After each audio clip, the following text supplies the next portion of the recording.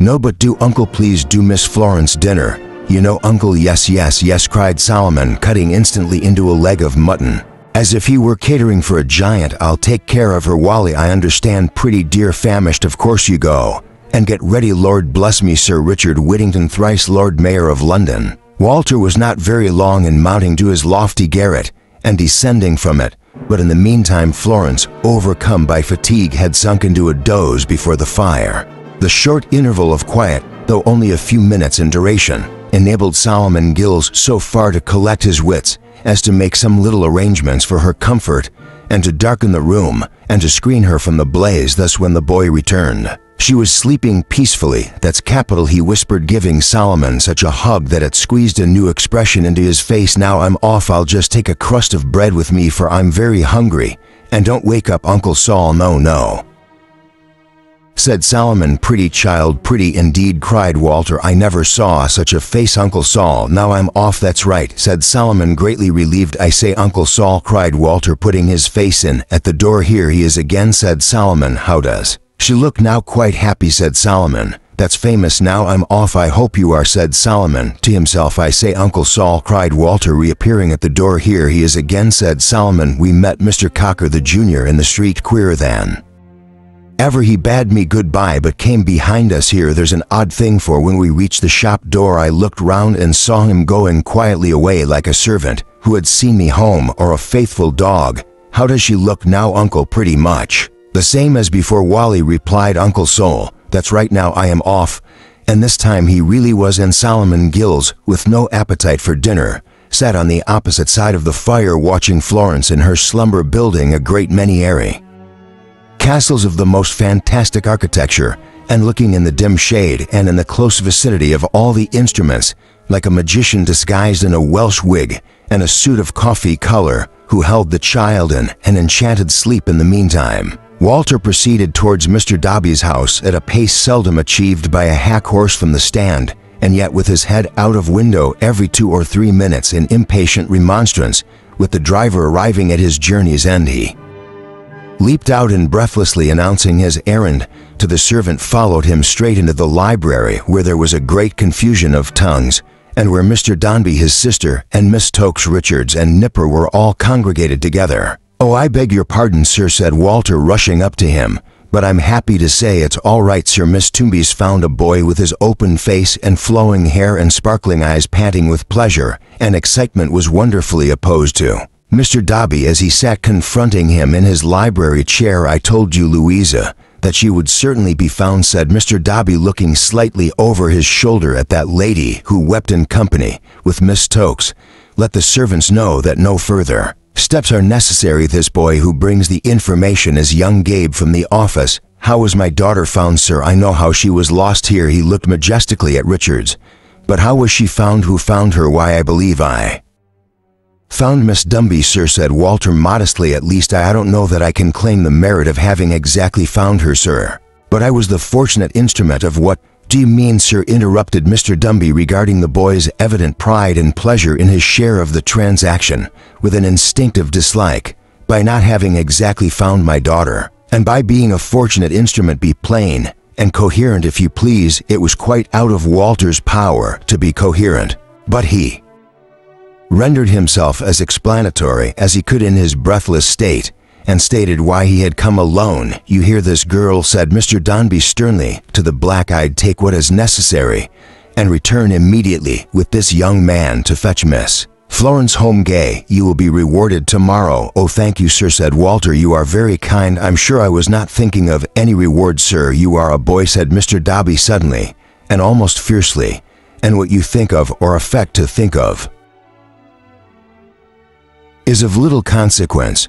You have done well, sir. Don't undo it. Louisa, please to give the lad some wine." Mr. Dombey's glance followed Walter Gay with sharp disfavor as he left the room under the pilotage of Mrs. Chick, and it may be that his mind's eye followed him with no greater relish as he rode back to his uncle's with Mrs. Nipper, that they found that Florence, much refreshed by sleep, had dined and greatly improved the acquaintance of Solomon Gills, with whom she was on terms of perfect confidence, and eased the black-eyed who had cried so much that she might now be called the red-eyed, and who was very silent and depressed caught her in her arms without a word of contradiction or reproach, and made a very hysterical meeting of it. Then converting the parlor for the nuns into a private tiring room, she dressed her with great care in proper clothes, and presently led her forth as like a tomb, as her natural disqualifications admitted of her being made good night.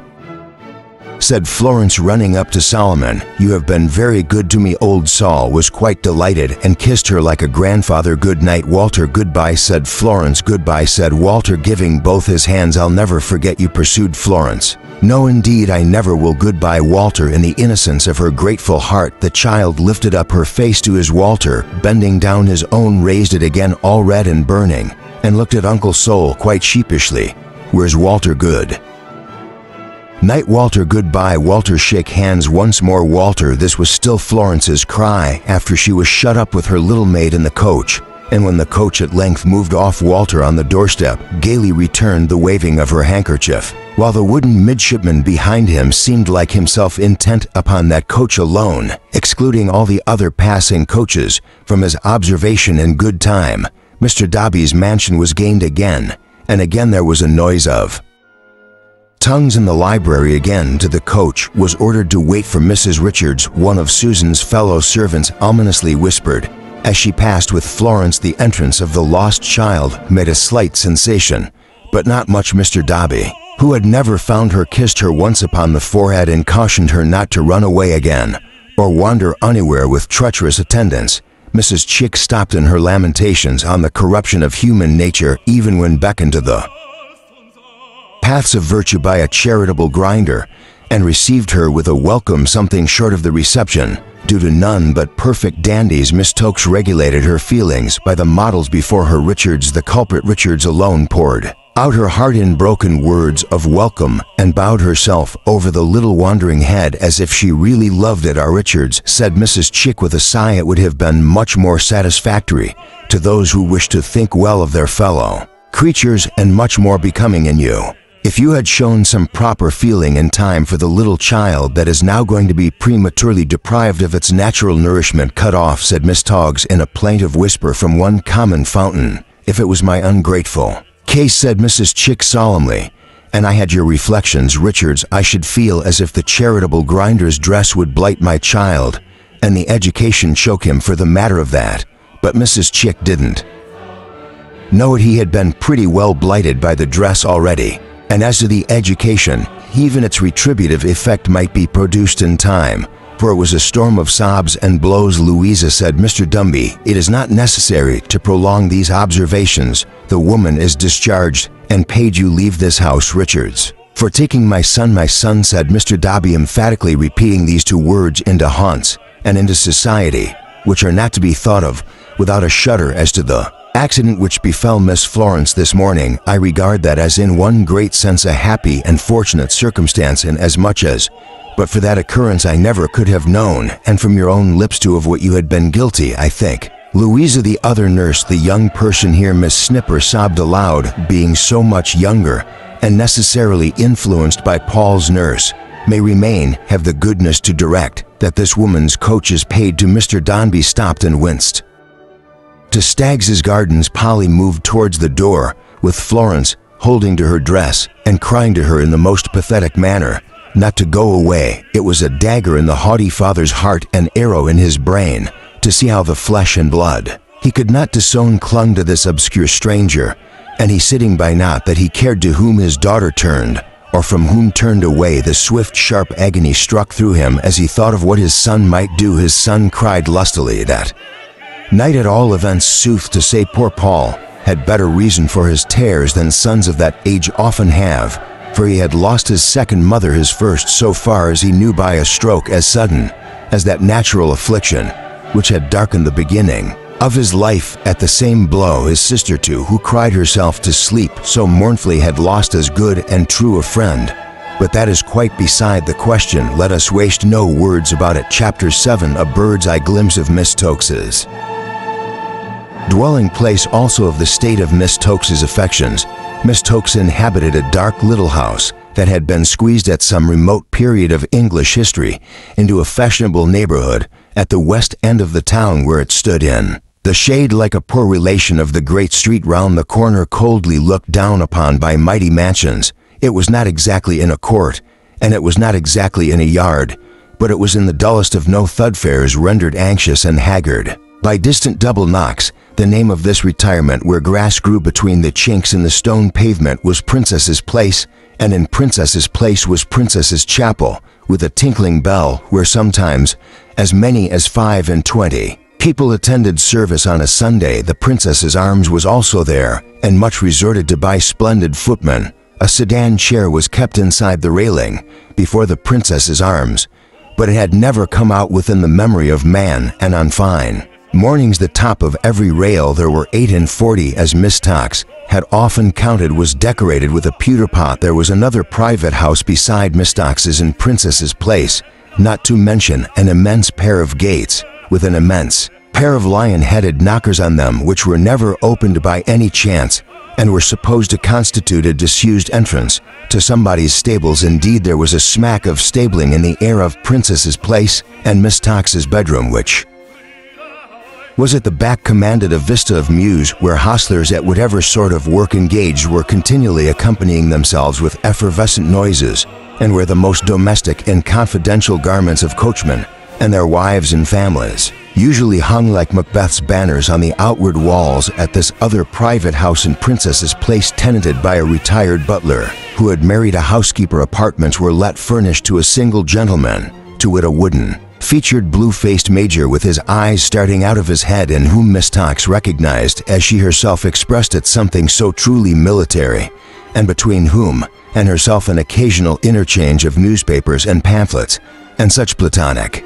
dalliance was effected through the medium of a dark servant of the major's, who Miss Tox was quite content to classify as a native, without connecting him with any geographical idea whatever. Perhaps there never was a smaller entry and staircase than the entry and staircase of Miss Toxie's house, perhaps taken altogether from top to bottom. It was the most inconvenient little house in England, and the crookedest, but then Miss Tox said, what a situation. There was very little daylight to be got there in the winter, no sun at the best of times, air was out of the question, and traffic was walled out. Still, Miss Tox said, think of the situation. So said the blue-faced major, whose eyes were starting out of his head, who gloried in Princess's Place, and who delighted to turn the conversation at his club whenever he could to something connected with some of the great people in the great street round the corner, that he might have the satisfaction of saying they were his neighbors. In short, with Miss Tox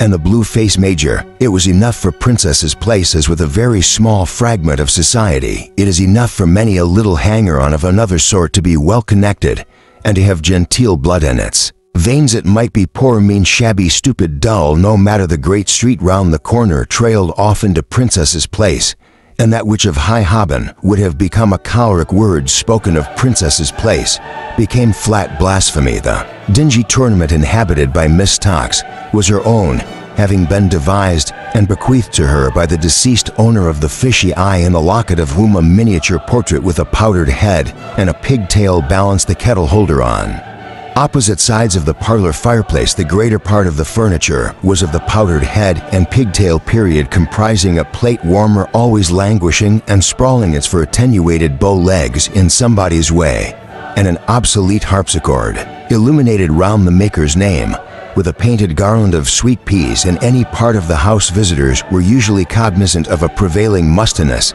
and in warm weather Miss Tox had been seen apparently writing in sundry chinks and crevices of the wainscot with the wrong end of a pen dipped in spirits of turpentine.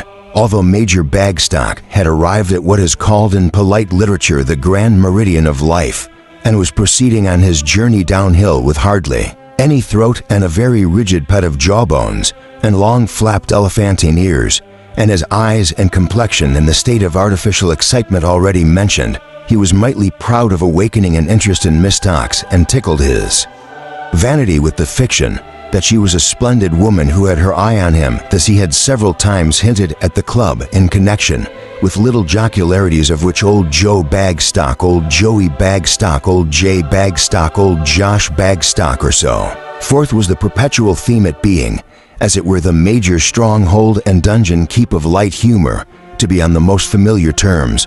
With his own name Joey B, sir, the Major would say, with a flourish of his walking stick, is worth a dozen of you. If you had a few more of the Bagstock breed among you, sir, you'd be none the worse for it. Old Joe, sir, needn't look far for a wife even now if he was on the lookout. But he's hard-hearted, sir, he's tough, sir, tough, and devilish sly after such a declaration. Wheezing sounds would be heard, and the Major's blue would deepen into purple while his eyes strained and started convulsively, notwithstanding his very liberal laudation of himself. However, the Major was selfish, it may be doubted whether there ever was a more entirely selfish person at heart, or at stomach is perhaps a better expression, seeing that he was more decidedly endowed with that latter organ than with the former. He had no idea of being overlooked or slighted by anybody. Least of all had he the remotest comprehension of being overlooked and slighted by Miss Tokes. And yet Miss Tokes, as it appeared, forgot him, gradually forgot him. She began to forget him soon after her discovery of the Tootle family. She continued to forget him up to the point of the christening. She went on forgetting him with compound interest. After that, something or somebody had superseded him as a source of interest. "Good morning, ma'am," said the Major, meeting Miss Tokes in Princess's Place some weeks after the changes chronicled in the last chapter. "Good morning, sir," said Miss Tokes very coldly. "Joe Bagstock, ma'am," observed the Major with his usual gallantry, "has not had the happiness of bowing to you at your window for a considerable period. Joe has been hardly used, ma'am. His son has been behind a cloud." Miss Tokes inclined her head, but very coldly indeed. "Joe's luminary has been out of town, ma'am, perhaps?" inquired the Major. "I out of town? Oh no, I have not been out of town," said Miss Tokes. "Have been much engaged lately. My time is nearly all devoted to some very intimate friends. I am afraid I have none to spare even now. Good morning, sir," as Miss Tokes, with her most fascinating step and carriage, disappeared from Princess's Place. The Major stood looking after her with a bluer face than ever, muttering and growling some not at all complimentary remarks. "Why, damn, sir," said the Major, rolling his lobster eyes round and round Princess's Place and apostrophizing his fragrant air. "6 months ago the woman loved the ground Josh Bagstock walked on." "What's the meaning of it?" The Major decided, after some consideration, that it meant man traps, that it meant plotting and snaring, that Miss Tokes was digging pitfalls. "But you won't catch Joe, ma'am," said the Major. "He's tough, ma'am, tough as JB, tough and devilish sly," over which reflection he chuckled for the rest of the day. But still, when that day and many other days were gone and past, it seemed that Miss Tokes took no heed whatever of the Major and thought nothing at all about him.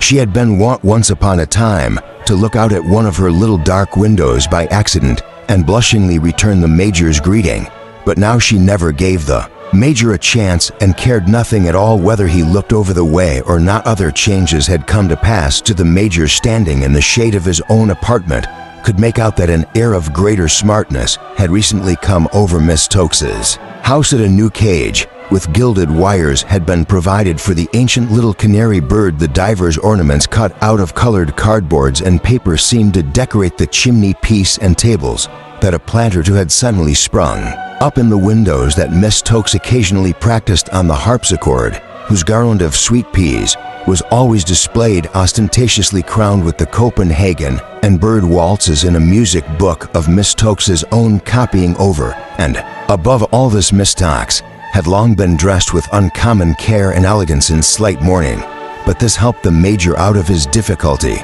and be determined within himself that she had come into a small legacy, and grown proud. It was on the very next day, after he had eased his mind by arriving at this decision, that the Major, sitting at his breakfast, saw an apparition so tremendous and wonderful in Miss Tokes's little drawing room that he remained for some time rooted to his chair, then rushing into the next room returned with a double-barreled opera glass through which he surveyed it intently for some minutes. "It's a baby, sir," said the Major, shutting up the glass again. For £50,000 the Major couldn't forget it. He could do nothing but whistle and stare, to that extent that his eyes, compared with what they now became, had been in former times quite cavernous and sunken. Day after day, to 3-4 times a week, this baby reappeared. The Major continued to stare and whistle to all other intents and purposes. He was alone in Princess's Place.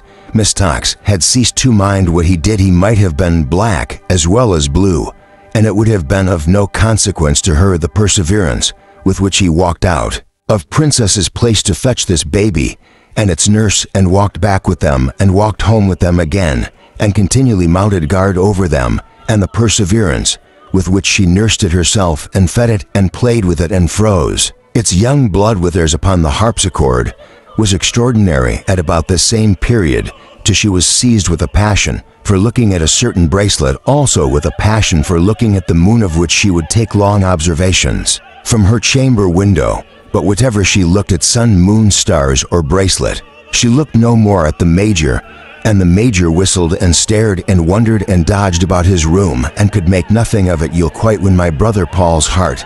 And that's the truth, my dear, said Mrs. Chick one day. Miss Tokes turned pale. He grows more like Paul every day, said Mrs. Chick. Miss Tokes returned no other reply than by taking the little Paul in her arms and making his cockade perfectly flattened limp with her caresses. His mother, my dear, said Miss Tokes, whose acquaintance I was to have made through you. Does he at all resemble her? Not at all, returned Louisa. She was pretty, I believe, faltered Miss Tokes. Why, poor dear, Fanny was interesting, said Mrs. C. Check after some judicial consideration. Certainly interesting. She had not that air of commanding superiority, which one would somehow expect almost as a matter of course to find in my brother's wife, nor had she that strength and vigor of mind which such a man requires. Miss Stokes heaved a deep sigh. But you was pleasing, said Mrs. C.K. Extremely so. And she meant, oh dear, how well poor Fanny meant you, angel, cried Miss Tokes to her little Paul. You picture of your own papa. If the Major could have known how many hopes and ventures, what a multitude of plans and speculations rested on that baby head, and could have seen them hovering in all their heterogeneous confusion and disorder round the pocket cap of the unconscious little Paul, he might have stayed indeed. Then would he have recognized among the crowd some few ambitious motes and beams belonging to Miss Tokes. Then would he perhaps have understood the nature of that lady's faltering investment in the Donby firm. If the child himself could have awakened in the night and seen gathered about his cradle curtains faint reflections of the dreams that other people had of him, they might have scared him with good reason. But he slumbered on, alike unconscious of the kind intentions of Miss Tokes, the wonder of the Major, the early sorrows of his sister, and the stern visions of his father, and innocent that any spot of earth contained a tomb or a sun. Chapter 8. Paul's further progress, growth, and character beneath the watching and attentive eyes of time. So far another Major Paul's slumbers gradually changed. More and more light broke in upon them. Distinter and distinter dreams disturbed them. An accumulating crowd of objects and impressions swarmed about his rest, and so he passed from babyhood to childhood, and became a talking, walking, wondering to me. On the downfall and banishment of Richards, the nursery may be said to have been put into commission as a public department, as sometimes, when no individual atlas can be found to support it. The commissioners were, of course, Mrs. Chick and Miss Tokes, who devoted themselves to their duties with such astonishing ardor that Major Bagstock had every day some new reminder of his being forsaken, while Mr. Chick, bereft of domestic supervision, cast himself upon the gay world, dined at clubs and coffee houses, smelt of smoke on 3 different occasions, went to the play by himself, and in short loosened, as Mrs. Check once told him, every social bond and moral obligation. Yet in spite of his early promise, all this vigilance and care could not make little Paul, a thriving boy naturally delicate. Perhaps he pined and wasted after the dismissal of his nurse, and for a long time seemed but to wait his opportunity of gliding through their hands and seeking his lost mother. This dangerous ground in his steeplechase towards manhood past, he still found it very rough riding, and was grievously beset by all the obstacles in his course. Every tooth was a breakneck fence, and every pimple in the measles a stone wall to him. He was down in every fit of the whooping cough, and rolled upon and crushed by a whole field of small diseases that came trooping on each other's heels to prevent his getting up again. Some bird of prey got into his throat instead of the thrush, and the very chickens, turning ferocious, if they have anything to do with that infant malady to which they lend their name, worried him like tiger cats. The chill of Paul's christening had struck home, perhaps to some sensitive part of his nature, which could not recover itself in the cold shade of his father. But he was an unfortunate child from that day. Mrs. Wickham often said she never see a dear so put upon. Mrs. Wickham was a waiter's wife, which would seem equivalent to being any other man's widow whose application for an engagement in Mr. Dombey's service had been favorably considered, on account of the apparent impossibility of her having any followers or anyone to follow, and who from within a day or two of Paul's sharp weaning had been engaged as his nurse. Mrs. Wickham was a meek woman of a fair complexion, with her eyebrows always elevated and her head always drooping, who was always ready to pity herself, or to be pitied, or to pity anybody else, and who had a surprising natural gift of viewing all subjects in an utterly full-on and pitiable light, and bringing dreadful precedents to bear upon them, and deriving the greatest consolation from the exercise of that talent. It is hardly necessary to observe that no touch of this quality ever reached the magnificent knowledge of Mr. Dombey. It would have been remarkable indeed if any had, when no one in the house, not even Mrs. Check or Mrs. Tokes, dared ever whisper to him that there had on any occasion been the least reason for uneasiness in reference to little Paul. He had settled within himself that the child must necessarily pass through a certain routine of minor maladies, and that the sooner he did so the better. If he could have bought him off or provided a substitute, as in the case of an unlucky drawing for the militia, he would have been glad to do so on liberal terms, but as this was not feasible, he merely wondered in his haughty manner now and then what nature meant by it, and comforted himself with the reflection that there was another milestone passed upon the road, and that the great end of the journey lay so much the nearer. For the feeling uppermost in his mind now, and constantly intensifying and increasing it as Paul grew older, was impatience for the time to come, when his visions of their united consequence and grandeur would be triumphantly realized. Some philosophers tell us that selfishness is at the root of our best loves and affections. Mr. Dombey's young child was from the beginning so distinctly important to him as a part of his own greatness, or which is the same thing of the greatness of Dombey and Son, that there is no doubt his parental affection might have easily been traced, like many a goodly superstructure of fair fame, to a very low foundation.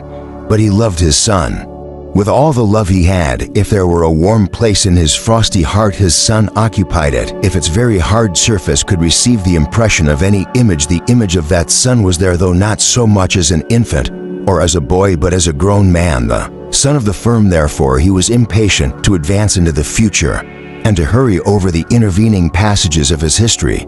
Therefore he had little or no anxiety about them, in spite of his love, feeling as if the boy had a charmed life and must become the man with whom he held such a constant communication in his thoughts, and for whom he planned and projected as for an existing reality every day. This Paul grew to be nearly 5 years old. He was a pretty little fellow, though there was something wan and wistful in his small face that gave occasion to many significant shakes of Mrs. Wickham's head, and many long-drawn inspirations of Mrs. Wickham's breath. His temper gave abundant promise of being imperious in after life, and he had as hopeful an apprehension of his own importance and the rightful subservience of all other things and persons to it as heart could desire. He was childish and sportive enough at times, and not of a sullen disposition, but he had a strange, old-fashioned, thoughtful way at other times of sitting brooding in his miniature armchair, when he looked and talked like one of those terrible little beings in the fairy tales, who at 150 or 200 years of age fantastically represent the children for whom they have been substituted. He would frequently be stricken with this precocious mood upstairs in the nursery, and would sometimes lapse into it suddenly, exclaiming that he was tired even while playing with Florence or driving Miss Stocks in single harness. But at no time did he fall into it so surely as when, his little chair being carried down into his father's room, he sat there with him after dinner by the fire. They were the strangest pair at such a time that ever firelight shone upon Mr. Dombey, so erect and solemn, gazing at the blaze, his little image with an old face peering into the red perspective with that fixed and rapt attention of a sage. Mr. Dombey entertaining complicated worldly schemes and plans, the little image entertaining heaven knows what wild fancies, half-formed thoughts, and wandering speculations. Mr. Dombey stiff with starch and arrogance, the little image by inheritance and an unconscious imitation, the two so very much alike, and yet so monstrously contrasted. On one of these occasions, when they had both been perfectly quiet for a long time, and Mr. Dombey only knew that the child was awake by occasionally glancing at his eye where the bright fire was Sparkling like a jewel, little Paul broke silence. Thus, Papa, what's money? The abrupt question had such immediate reference to the subject of Mr. Dumby's thoughts that Mr. Dumby was quite disconcerted. What is money, Paul? He answered, money. Yes, said the child, laying his hands upon the elbows of his little chair and turning the old face up towards Mr. Dumby's. What is money? Mr. Dombey was in a difficulty. He would have liked to give him some explanation involving the terms of circulating medium, currency, depreciation of currency, paper, bullion, rates of exchange, value of precious metals in a market, and so forth. But looking down at the little chair and seeing what a long way down it was, he answered, gold and silver and copper, guineas, shillings, havens. You know what they are. Oh yes, I know what they are, said Paul. I don't mean that, Papa. I mean, what's money after all? Heaven and earth. How old his face was as he turned it up again towards his father's. What is money after all? Said Mr. Dombey, backing his chair a little that he might the better gaze in sheer amazement at the presumptuous Adam that propounded such an inquiry. I mean, Papa, what can it do? Returned Paul, folding his arms. They were hardly long enough to fold, and looking at the fire and up at him, and at the fire and up at him again. Mr. Dombey drew his chair back to its former place and patted him on the head. You will know better by and by, my man, he said. Money, Paul, can do anything. He took hold of the little hand and beat it softly against one of his own as he said so. But Paul got his hand free as soon as he could, and rubbing it gently to and fro on the elbow of his chair as if his wit were in the palm, and he was sharpening in, looking at the fire again, as though the fire had been his advisor, and promptly repeated after a short pause, anything, Papa? Yes, anything, almost, said Mr. Dombey. Anything means everything, don't it, Papa? Asked his son, not observing, or possibly not understanding the qualification. It includes it. Yes, said Mr. Dombey. Why didn't money save me, my mama? Returned the child. It isn't cruel. Is it cruel? Said Mr. Dombey, settling his neckcloth and seeming to resent the idea. No, a good thing can't be cruel if it's a good thing and can do anything, said the little fellow thoughtfully as he looked back at the fire. I wonder why it didn't save me, my mama. He didn't ask the question of his father this time. Perhaps he had seen with a child's quickness that it had already made his father uncomfortable, but he repeated the thought aloud as if it were quite an old one to him and had troubled him very much, and sat with his chin resting on his hand, still cogitating and looking for an explanation in the fire. Mr. Dombey, having recovered from his surprise, not to say his alarm, for it was the very first occasion on which the child had ever broached the subject of his mother to him, though he had had him sitting by his side in the same manner evening after evening, expounded to him how that money, though a very potent spirit, never to be disparaged on any account whatever, could not keep people alive whose time was come to die, and how that we must all die unfortunately, even in the city, though we were never so rich, but how that money caused us to be honored, feared, respected, courted, and admired, and made us powerful and glorious in the eyes of all men, and how that it could very often even keep off death for a long time altogether. How, for example, it had secured to his mamma the services of Mr. Pilkins,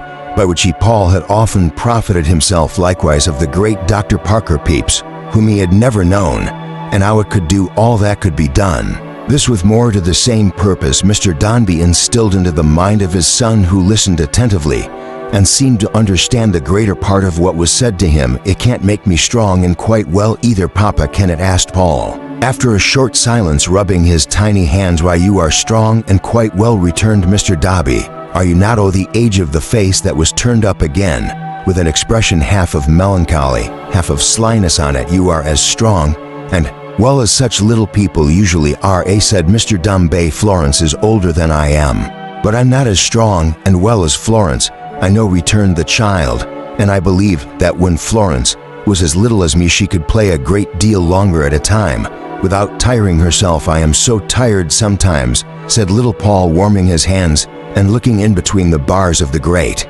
as if some ghostly puppeteer were performing there, and my bones ache so. Wickham says it's my bones that I don't know what to do. But that's at night, said Mr. Dombey, drawing his own chair closer to his son's and laying his hand gently on his back. Little people should be tired at night, for then they sleep well. Oh, it's not at night, Papa, returned the child. It's in the day, and I lie down in Florence's lap, and she sings to me at night. I dream about such curious things.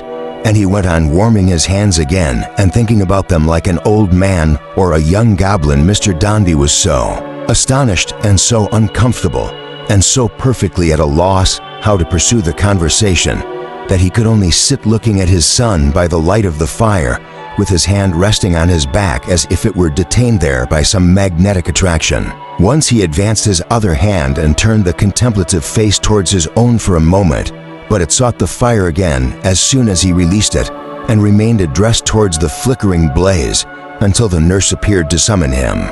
"To bed I want Florence to come for me," said Paul.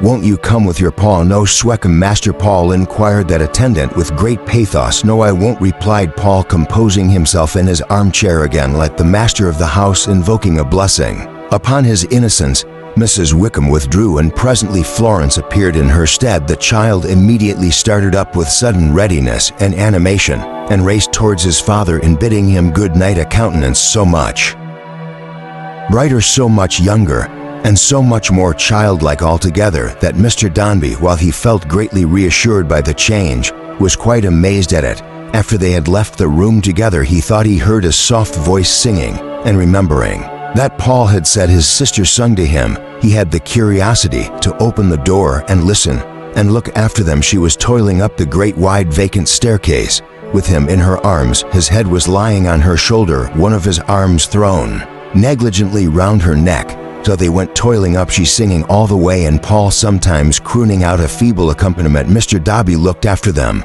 until they reached the top of the staircase, not without halting to rest by the way, and passed out of his sight, and then he still stood gazing upwards until the dull rays of the moon, glimmering in a melancholy manner through the dim skylight, sent him back to his room. Mrs. Chick and Miss Stocks were convoked in council at dinner next day, and when the cloth was removed, Mr. Dombey opened the proceedings by requiring to be informed, without any gloss or reservation, whether there was anything the matter with Paul, and what Mr. Pilking said about him. "For the child is hardly," said Mr. Dombey, "as stout as I could wish." "My dear Paul," returned Mrs. Chick, "with your usual happy discrimination, which I am weak enough to envy you every time I'm in your company, and so I think as Miss Tokes."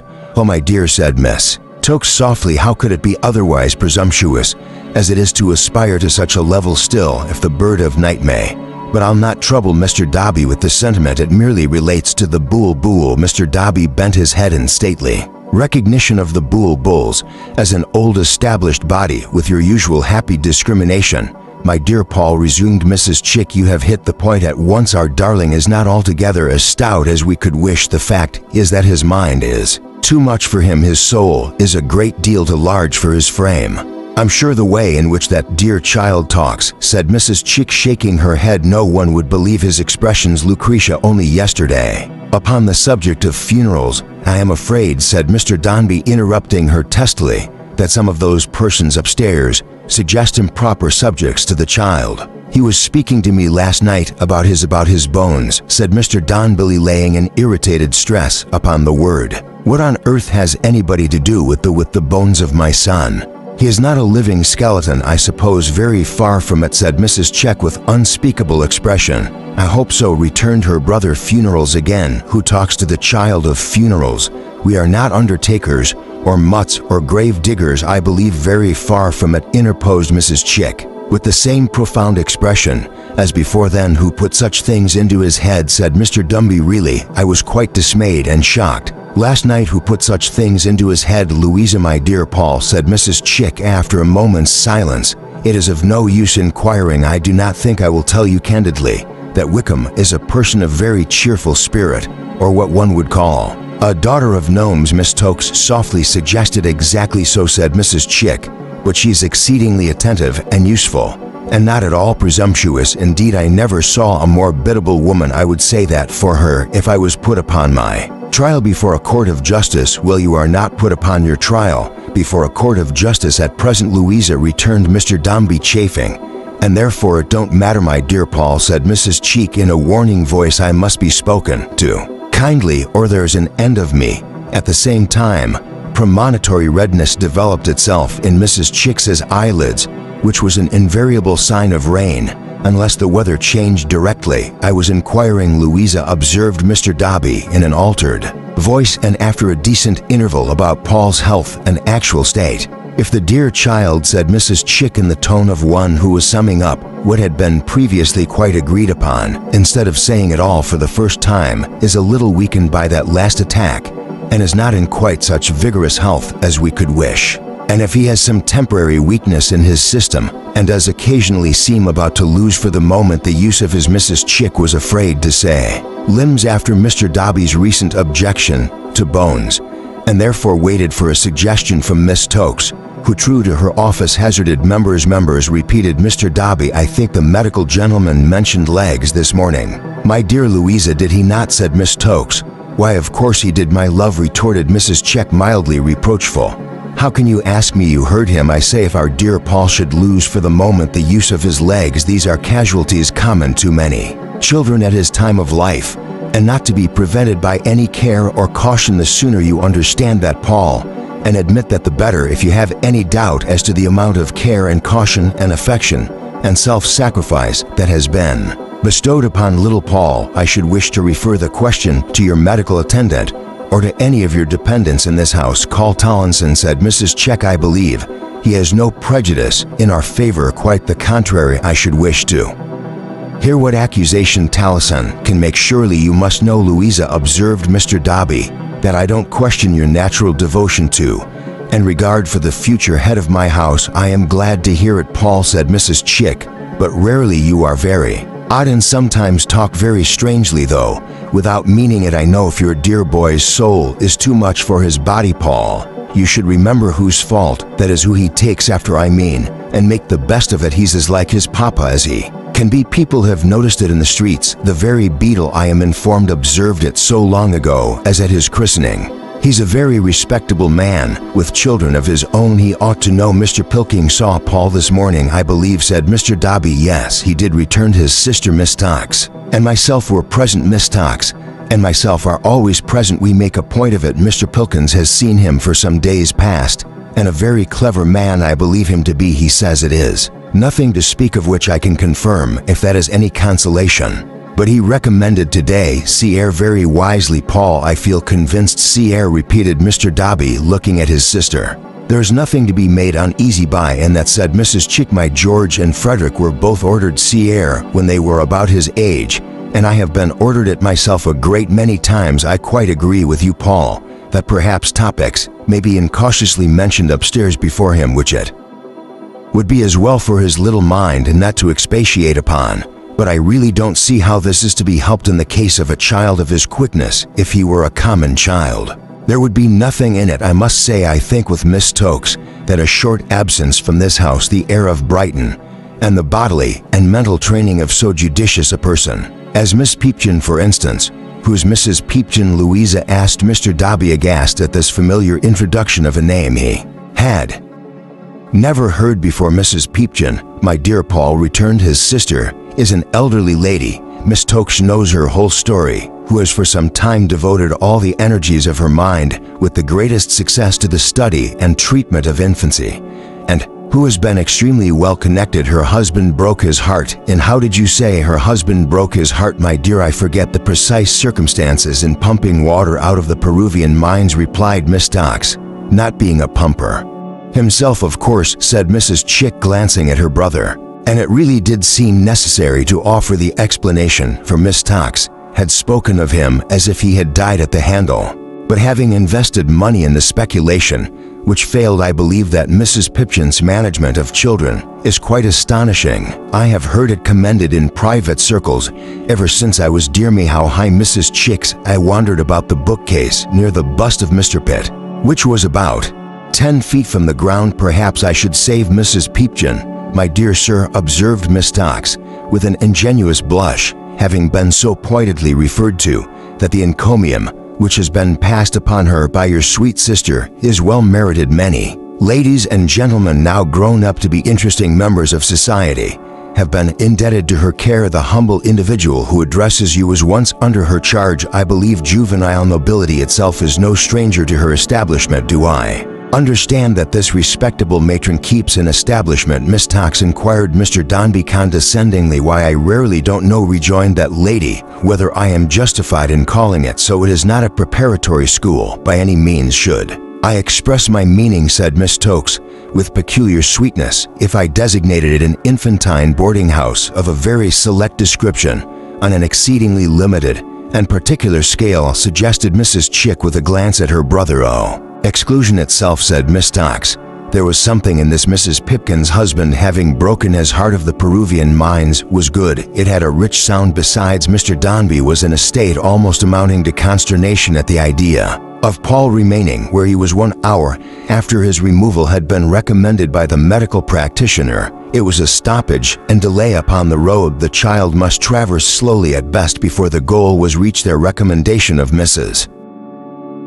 Pipkin had great weight with him, for he knew that they were jealous of any interference with their charge, and he never for a moment took it into account that they might be solicitors to divide a responsibility of which he had, as shown just now, his own established views broke his heart of the Peruvian mines, mused Mr. Dombey. "Well, a very respectable way of doing it, supposing we should decide on tomorrow's inquiry, is to send Paul down to Brighton to this lady who would go with him," inquired Mr. Dombey after some reflection. "I don't think you could send the child anywhere at present without Florence, my dear Paul," returned his sister, hesitating. "It's quite an infatuation with him. He's very young, you know, and he has his fancies." Mr. Dombey turned his head away and, going slowly to the bookcase and unlocking it, brought back a book to read. "Anybody else, Louisa?" he said, without looking up and turning over the leaves. "Wickham, of course. Wickham would be quite sufficient, I should say," returned his sister. "Paul being in such hands as Mrs. Pipkin's, you could hardly send anybody who would be a further check upon her. You would go down yourself once a week at least." Of course, said Mr. Dombey, and sat looking at one page for an hour afterwards, without reading one word. This celebrated Mrs. Pipkin was a marvelous ill-favored, ill-conditioned old lady of a stooping figure, with a mottled face like a bad marble, a hooked nose, and a hard gray eye that looked as if it might have been hammered at on an anvil without sustaining any injury. 40 years at least had elapsed since the Peruvian mines had been the death of Mr. Pipkin, but his relics still wore black bombazine of such a lustless, deep, dead, somber shade that gas itself couldn't light her up after dark, and her presence was a quencher to any number of candles. She was generally spoken of as a great manager of children, and the secret of her management was to give them everything that they didn't like, and nothing that they did which was found to sweeten their dispositions very much. She was such a bitter old lady that one was tempted to believe that there had been some mistake in the application of the Peruvian machinery, and that all her waters of gladness and milk of human kindness had been pumped out dry instead of the mines. The castle of this old gris and child queller was in a steep by street at Brighton, where the soil was more than usually chalky, flinty, and stony, and the houses were more than usually brittle and thin, where the small front gardens had the unaccountable property of producing nothing but marigolds, whatever was sown in them, and where snails were constantly discovered holding on to the street doors and other public places they were not expected to ornament with the tenacity of cupping glasses. In the wintertime the air couldn't be got out of the castle, and in the summertime it couldn't be got in. There was such a continual reverberation of wind in it that it sounded like a great shell which the inhabitants were obliged to hold to their ears night and day, whether they liked it or no. It was not naturally a fresh-smelling house, and in the window of the front parlor, which was never opened, Mrs. Pipkin kept a collection of plants in pots, which imparted an earthy flavor of their own to the establishment. However choice examples of their kind to these plants were of a kind peculiarly adapted to the improvement of Mrs. Pipkin. There were half a dozen specimens of the cactus writhing round bits of lath like hairy serpents, another specimen shooting out broad claws like a green lobster, several creeping vegetables possessed of sticky and adhesive leaves, and one uncomfortable flower pot hanging to the ceiling, which appeared to have boiled over and tickling people underneath with its long green ends, reminded them of spiders, in which Mrs. Pipkin's dwelling was uncommonly prolific, though perhaps it challenged competition still more proudly in the season and point of earwigs, Mrs. Pipkin's scale of charges being high, however, to all who could afford to pay, and Mrs. Pipkin very seldom sweetening the equitable acidity of a nature in favor of anybody. She was held to be an old lady of remarkable firmness, who was quite scientific in her knowledge of the childish character. On this reputation and on the broken heart of Mr. Peepchin she had contrived taking 1 year, with another to eke out a tolerable sufficient living since her husband's demise within 3 days. After Mrs. Chick's first allusion to her, this excellent old lady had the satisfaction of anticipating a handsome addition to her current receipts from the pocket of Mr. Dumby, and of receiving Florence and her little brother Paul as inmates of the castle. Mrs. Jick and Mrs. Tox, who had brought them down on the previous night, which they all passed at an hotel, had just driven away from the door on their journey home again, and Mrs. Peepchin, with her back to the fire, stood reviewing the newcomers like an old soldier. Mrs. Peepchin's middle-aged niece, her good-natured and devoted slave, but possessing a gaunt and iron-bound aspect, and much afflicted with boils on her nose, was divesting Master Bitherstone of the clean collar he had worn on parade. Miss Pankey, the only other little boarder at present, had that moment been walked off to the castle dungeon, an empty apartment at the back devoted to correctional purposes, for having sniffed thrice in the presence of visitors. "Well, sir," said Mrs. Peepchin to Paul, "how do you think you shall like me?" "I don't think I shall like you at all," replied Paul. "I want to go away. This isn't my house." "No, it's mine," retorted Mrs. Peepchin. "It's a very nasty one," said Paul. "There's a worse place in it than this, though," said Mrs. Peepchin, "where we shut up our bad boys." "Has he ever been in it?" asked Paul, pointing out Master Bitherstone. Mrs. Peepchin nodded assent, and Paul had enough to do for the rest of the day in surveying Master Biddle from head to foot, and watching all the workings of his countenance, with the interest attaching to a boy of mysterious and terrible experiences. At 1 o'clock there was a dinner, chiefly of the farinaceous and vegetable kind, when Miss Pankey, a mild little blue-eyed morsel of a child, who was shampooed every morning and seemed in danger of being rubbed away altogether, was led in from captivity by the ogress herself, and instructed that nobody who sniffed before visitors ever went to heaven. When this great truth had been thoroughly impressed upon her, she was regaled with rice, and subsequently repeated the form of grace established in the castle, in which there was a special clause thanking Mrs. Peepchin for a good dinner.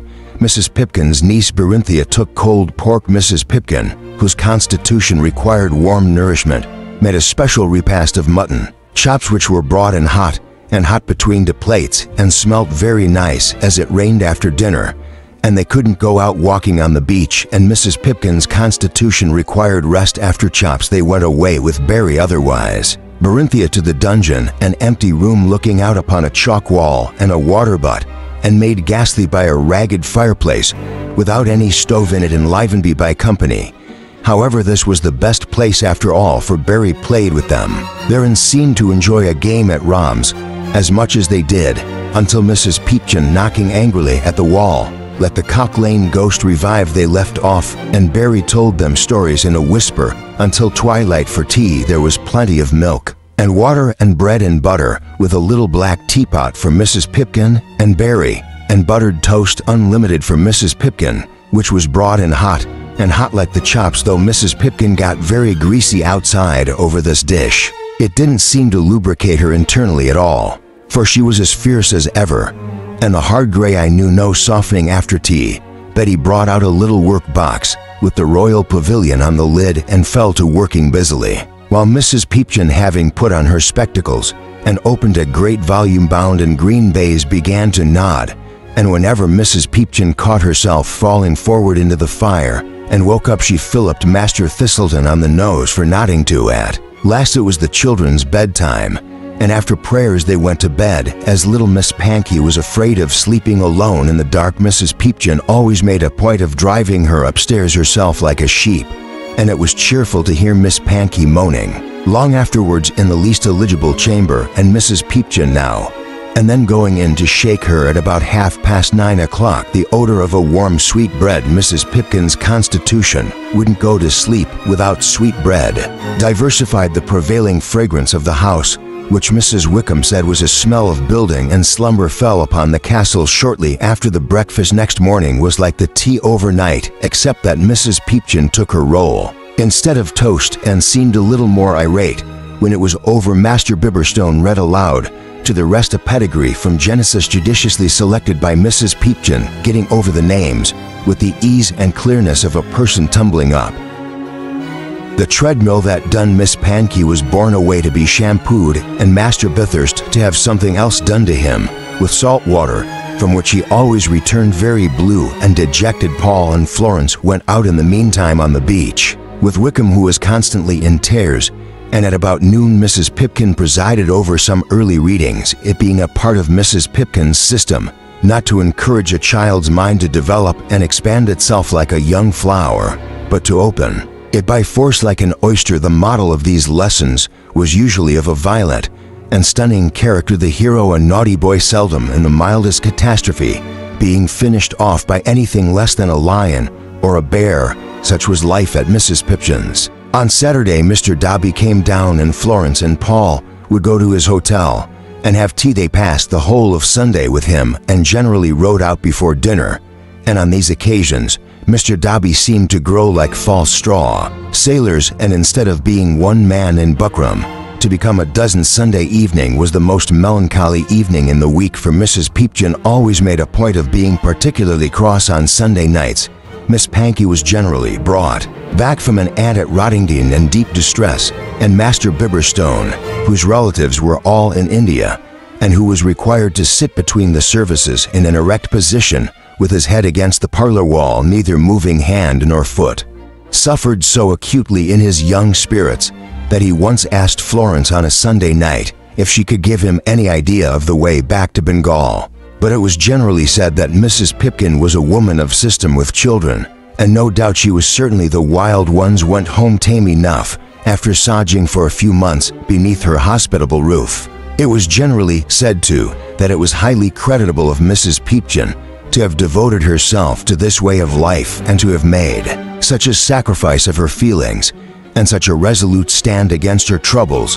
When Mr. Pipchin broke his heart in the Peruvian mines at this exemplary old lady, Paul would sit staring in his little armchair by the fire for any length of time. He never seemed to know what weariness was when he was looking fixedly at Mrs. Pipchin. He was not fond of her, he was not afraid of her, but in those old moods of his she seemed to have a grotesque attraction for him. There he would sit, looking at her and warming his hands and looking at her, until he sometimes quite confounded Mrs. Pipchin ogress, as she was once. She asked him, when they were alone, what he was thinking about you, said Paul, without the least reserve. And what are you thinking about me, asked Mrs. Pipchin. I'm thinking how old you must be, said Paul. You mustn't say such things as that, young gentleman, returned the dame.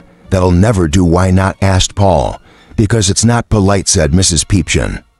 Snappishly. Not polite, said Paul. No, it's not polite, said Paul innocently, to eat all the mutton chops and toast. Wickham says. Wickham, retorted Mrs. Pipchin, coloring, is a wicked, impudent, bold-faced hussy.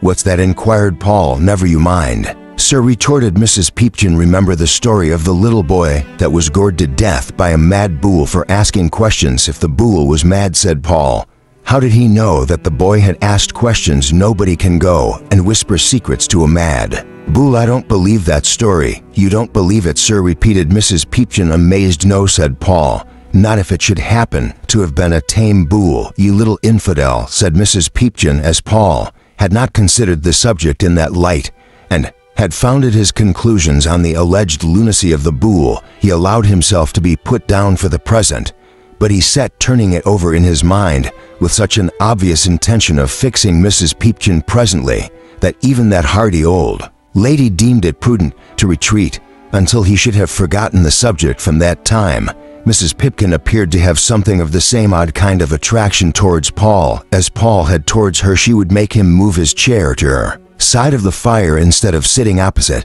and there he would remain in a nook between Mrs. Pipchin and the fender, with all the light of his little face absorbed into the black bombazine drapery, studying every line and wrinkle of her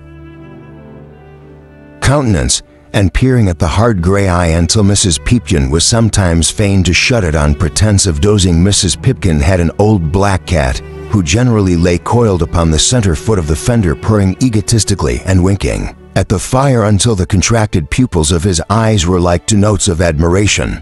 The good old lady might have been, not to record it disrespectfully, a witch, and Paul and the cat her two familiars, as they all sat by the fire together. It would have been quite in keeping with the appearance of the party If they had all sprung up the chimney in a high wind one night and never been heard of any more, this however never came to pass. The cat and Paul and Miss Peepchin were constantly to be found in their usual places after dark, and Paul, eschewing the companionship of Master Bidsworthen, went on studying Mrs. Peepchin and the cat and the fire night after night, as if they were a book of necromancy in 3 volumes. Mrs. Wickham put her own construction on Paul's eccentricities, and being confirmed in her low spirits by a perplexed view of chimneys from the room where she was accustomed to sit, and by the noise of the wind, and by the general dullness garishness, was Mrs. Wickham's strong expression of her present life deduced the most dismal reflections from the foregoing premises. It was a part of Mrs. Pipkin's policy to prevent her own young hussy, that was Mrs. Pipkin's generic name for female servant, from communicating with Mrs. Wickham, to which end she devoted much of her time to concealing herself behind doors and springing out on that devoted maiden whenever she made an approach towards Mrs. Wickham's apartment.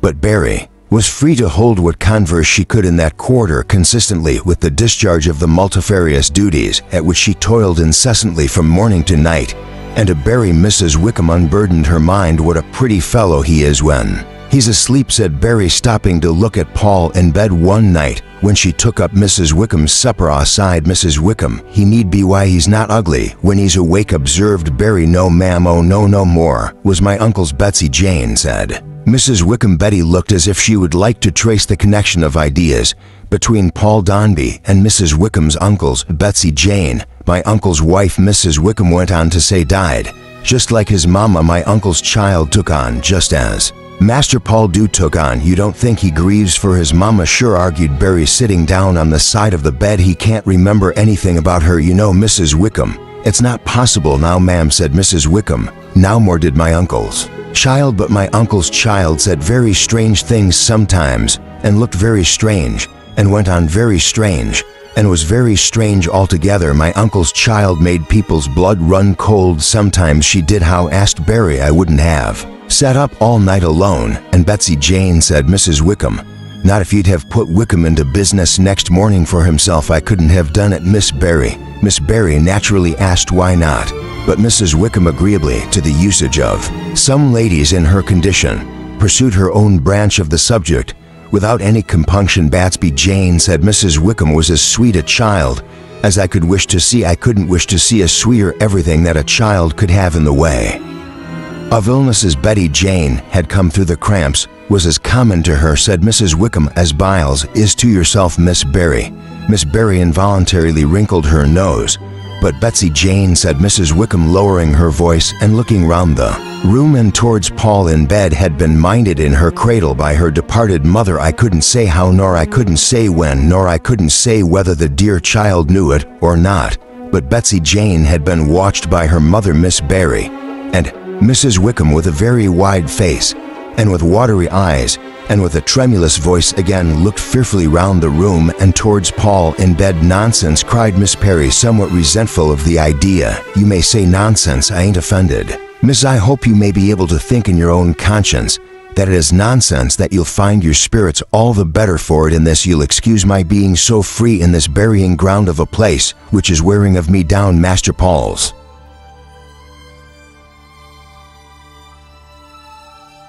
a little restless in his sleep. Pat his back, if you please. Of course you think, said Barry, gently doing what she was asked, that he has been nursed by his mother. To Betsy Jane, returned Mrs. Wickham in her most solemn tones, was put upon as that child has been put upon, and changed as that child has changed. I have seen her sit often and often, thinking like him. I've seen her look often and often, old like him. I have heard her many a time talk just like him. I consider that child on Betsy Jane on the same footing entirely. Miss Barry, is your uncle's child alive? Asked Barry. Yes, miss, she is alive, returned Mrs. Wickham with an air of triumph, for it was evident Miss Barry expected the reverse, and is married to a silver chaser. Oh yes, miss, she is alive, said Mrs. Wickham, laying strong stress on her nominative case. It being clear that somebody was dead, Mrs. Pipkin's niece inquired who it was. I wouldn't wish to make you uneasy, returned Mrs. Wickham, pursuing her supper. Don't ask me. This was the surest way of being asked. Again Miss Barry repeated her question, therefore,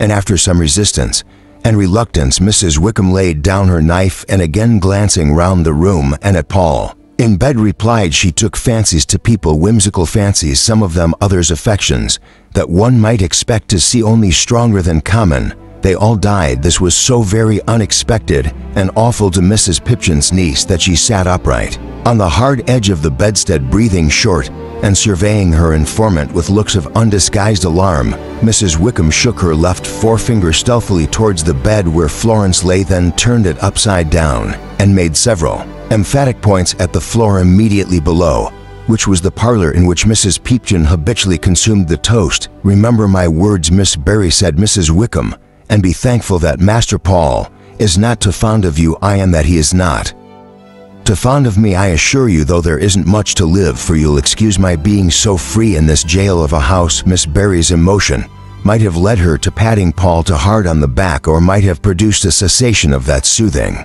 monotony. But he turned in his bed just now, and presently awaking sat up in it with his hair hot and wet from the effects of some childish dream, and asked for Florence. She was out of her own bed at the first sound of his voice, and bending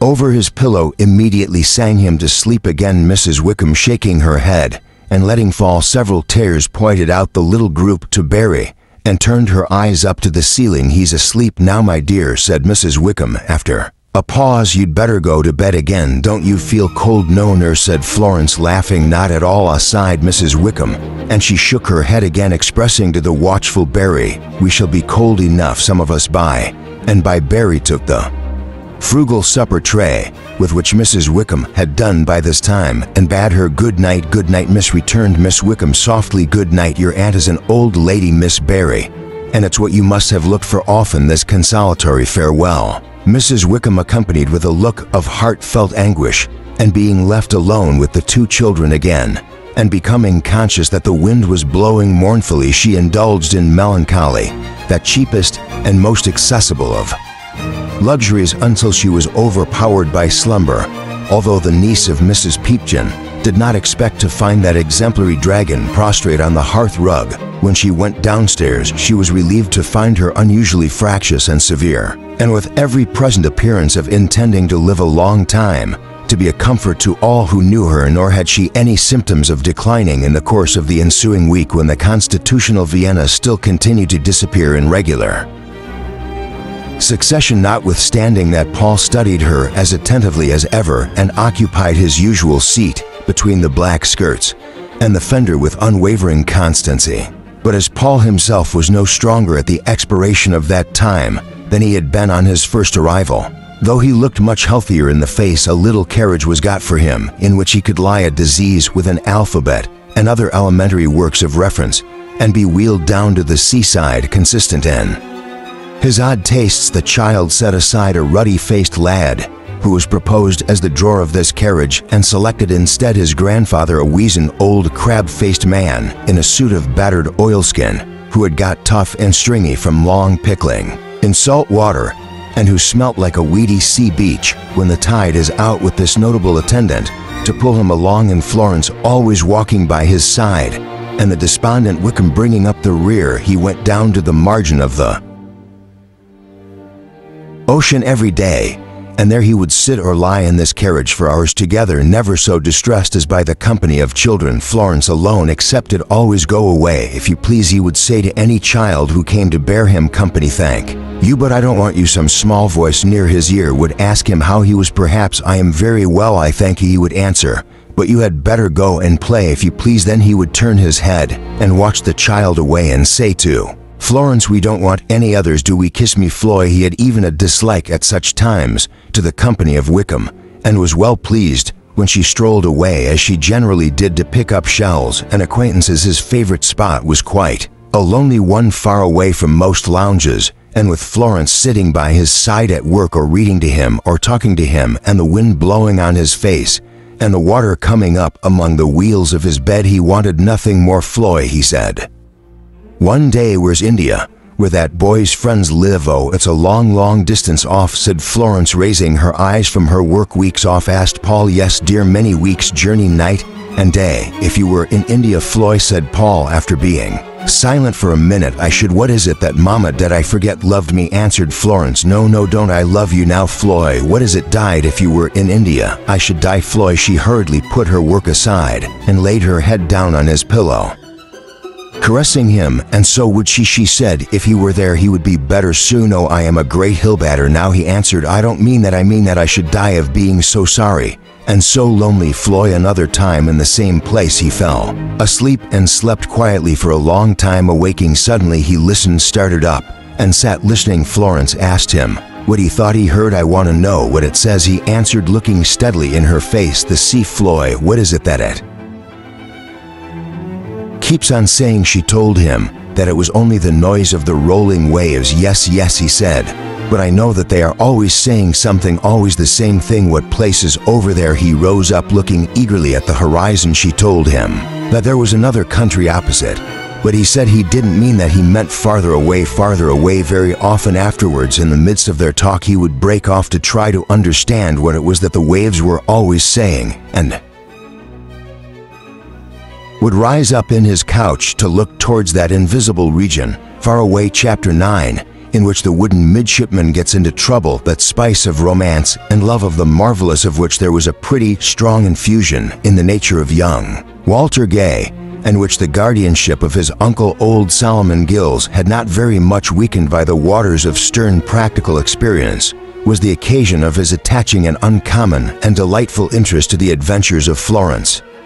With good Mrs. Brown he pampered and cherished it in his memory, especially that part of it with which he had been associated, until it became the spoiled child of his fancy and took its own way and did what it liked with it. The recollection of those incidents and his own share in them may have been made the more captivating, perhaps, by the weekly dreamings of old Saul and Captain Cuttle on Sundays. Hardly a Sunday passed without mysterious references being made by one or other of those worthy chums to Richard Whittington, and the latter gentleman had even gone so far as to purchase a ballad of considerable antiquity that had long flooded among many others, chiefly expressive of maritime sentiments, on a dead wall in the Commercial Road, which poetical performance set forth the courtship and nuptials of a promising young coal whipper with a certain lovely Peg, the accomplished daughter of the master and part owner of a Newcastle collier. In this stirring legend, Captain Cuttle described a profound metaphysical bearing on the case of Walter and Florence,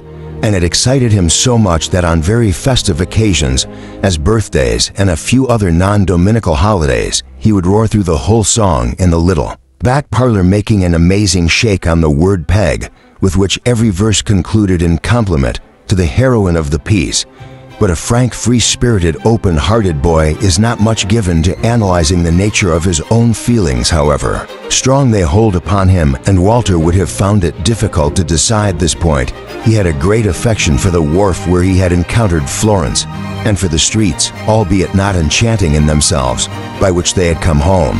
The shoes that had so often tumbled off by the way he preserved in his own room, and sitting in the little back parlor of an evening he had drawn a whole gallery of fancy portraits of good Mrs. Brown. It may be that he became a little smarter in his dress after that memorable occasion, and he certainly liked in his leisure time to walk towards that quarter of the town where Mr. Dobby's house was situated, on the vague chance of passing little Florence in the street. But the sentiment of all this was as boyish and innocent as could be. Florence was very pretty, and it is pleasant to admire a pretty face. Florence was defenseless and weak, and it was a proud thought that he had been able to render her any protection and assistance. Florence was the most grateful little creature in the world, and it was delightful to see her bright gratitude beaming in her face. Florence was neglected and coldly looked upon, and his breast was full of youthful interest for the slighted child in her dull, stately home. Thus it came about that perhaps some half a dozen times in the course of the year Walter pulled off his hat to Florence in the street, and Florence would stop to shake hands. Mrs. Wickham, who with a characteristic alteration of his name invariably spoke of him as young Graves, was so well used to this, knowing the story of their acquaintance, that she took no heed of it at all. Miss Nepa, on the other hand, rather looked out for these occasions, her sensitive young heart being secretly propitiated by Walter's good looks and inclined to the belief that its sentiments were responded to in this way. Walter, so far from forgetting or losing sight of his acquaintance with Florence only, remembered it better and better as to its adventurous beginning and all those little circumstances which gave it a distinctive character and relish. He took them into account more as a pleasant story, very agreeable to his imagination, and not to be dismissed from it than as a part of any matter of fact with which he was concerned. They set off Florence very much to his fancy, but not himself sometimes, he thought, and then he walked very fast. What a grand thing it would have been for him to have been going to sea on the day after that first meeting, and to have gone and have done wonders there, and have stopped away a long time, and have come back an admiral of all the colors of the Dolphin, or at least a post-captain with epaulets of insupportable brightness, and have married Florence, then a beautiful young woman in spite of Mr. Dombey's teeth cravat and watch chain, and borne her away to the blue shores of somewhere or other triumphantly. But these flights of fancy seldom burnish the brass plate of Dombey and Sons offices into a tablet of golden hope, or shed a brilliant luster on their dirty skylights. And when the captain and Uncle Sol talked about Richard Whittington and Master's daughters, Walter felt that he understood his true position at Dombey and Son much better than they did. So it was that he went on doing what he had to do from day to day in a cheerful, painstaking, merry spirit, and saw through the sanguine complexion of Uncle Sol and Captain Cuttle, and yet entertained 1,000 indistinct and visionary fancies of his own, to which theirs were workaday probabilities. Such was his condition at the Peepchin period, when he looked a little older than of yore, but not much, and was the same light-footed, light-hearted, light-headed lad as when he charged into the parlor at the head of Uncle Sol and the imaginary boarders, and lighted him to bring up the Madeira. Uncle Sol said, "Walter, I don't think you're well. You haven't eaten any breakfast. I shall bring a doctor to you if you go on like this." "He can't give me what I want, my boy," said Uncle Sol. "At least he is in good practice if he can. And then he wouldn't." "What is it, Uncle?" "Customers," I returned Solomon with a sigh. "Customers would do confound it, Uncle," said Walter, putting down his breakfast cup with a clatter and striking his hand on the table. "When I see the people going up and down the street in shoals all day, and passing and repassing the shop every minute by scores, I feel half tempted to rush out, call a somebody, bring him in, and make him buy £50 worth of instruments for ready money." What are you looking in at the door for?" continued Walter, apostrophizing an old gentleman with a powdered head inordinately to him, of course, who was staring at a ship's telescope with all of his might and main. "That's no use, I could do that. Come in and buy it." The old gentleman, however, having satiated his curiosity, walked calmly away. "There he goes," said Walter. "That's the way with them all but Uncle, I say, Uncle Sol," for the old man was meditating and had not responded to his first appeal. "Don't be cast down, don't be out of spirits, Uncle. When orders do come, they'll come in such a crowd you won't be able to execute them." "I shall be past executing them whenever they come, my boy," returned Solomon Gills. "They'll never come to this shop again till I am out of it. I say, Uncle, you mustn't rarely, you know," urged Walter. "Don't." Old Sol endeavored to assume a cheery look and smiled across the little table at him as pleasantly as he could. "There's nothing more than usual the matter, is there, Uncle?" said Walter, leaning his elbows on the tea tray and bending over to speak the more confidentially and kindly. "Be open with me, Uncle, if there is, and tell me about it." "No, no, no, no," returned Old Sol. "More than usual? No, no. What should there be the matter more than usual?" Walter answered with an incredulous shake of his head. "That's what I want to know," he said. "And you ask me? I'll tell you what, Uncle, when I see you like this, I'm quite sorry that I live with you." Old Sol opened his eyes involuntarily. "Yes, though nobody ever was happier than I am, and always have been with you. I am quite sorry that I live with you. When I see you with anything in your mind, I am a little dull at such times, I know," observed Solomon, meekly rubbing his hands. "What I mean, Uncle Sol," pursued Walter, bending over a little more to pat him on the shoulder, "is that then I feel you ought to have sitting here and pouring out the tea instead of me, a nice little dumpling of a wife, you know, a comfortable, capital, cozy old lady who was just a match for you and knew how to manage you and keep you in good heart. Here am I as loving a nephew as ever was. I'm sure I ought to be, but I am only a nephew, and I can't be such a companion to you when you're low and out of sorts, as she would have made herself years ago, though I'm sure I'd give any money if I could cheer you up, and so I say when I see you with anything on your mind that I feel quite sorry you haven't got somebody better about you than a blundering young rough and tough boy like me who has got the will to console you, uncle, but hasn't got the way, repeated Walter, reaching over further yet to shake his uncle by the hand. Wally, my dear boy, said Solomon, if the cozy little old lady had taken her place in this parlor 45 years ago, I never could have been fonder of her than I am of you. I know that, Uncle Saul, returned Walter. Lord bless you, I know that, but you wouldn't have had the whole weight of any uncomfortable secrets if she'd been with you, because she would have known how to relieve you of them, and I don't. Yes, you do, returned the instrument maker. Well then, what's the matter, Uncle Saul, said Walter coaxingly. Come, what's the matter? Solomon Gills persisted that there was nothing the matter, and maintained it so resolutely that his nephew had no resource but to make a very indifferent imitation of believing him. All I can say is, Uncle Saul, that if there is, but there isn't, said Solomon. Very well, said Walter, then I've no more to say, and that's lucky, for my time's up for going to business. I shall look in by and by when I'm out to see how you get on, uncle, and mind, uncle, I'll never believe you again, and never tell you anything more about Mr. Parker the Jr. if I find out that you have been deceiving me. Solomon Gills laughingly defied him to find out anything of the kind, and Walter, revolving in his thoughts all sorts of impracticable ways of making fortunes and placing the wooden midshipman in a position of independence, betook himself off to the offices of Danby and Son with a heavier countenance than he usually carried. There lived in those days round the corner in Bishopsgate Street, without one Brogley sworn broker, an appraiser who kept a shop where every description of second-hand furniture was exhibited in the most uncomfortable aspect, and under circumstances and in combinations the most completely foreign to its purpose. Dozens of chairs hooked onto washing stands, which with difficulty poised themselves on the shoulders of sideboards, which in their turn stood upon the wrong side of dining tables, gymnastic, with their legs upward on the tops of other dining tables, were among its most reasonable arrangements. A banquet array of dish covers, wine glasses, and decanters was generally to be seen, spread forth upon the bosom of a four-post bedstead for the entertainment of such genial company as half a dozen pokers and a whole lamp. A set of window curtains, with no windows belonging to them, would be seen gracefully draping a barricade of chest of drawers loaded with little jars from chemist shops, while homeless hearthrug severed from its natural companion. The fireside braved the shrewd east wind in its adversity, and trembled in melancholy accord with the shrill complaining of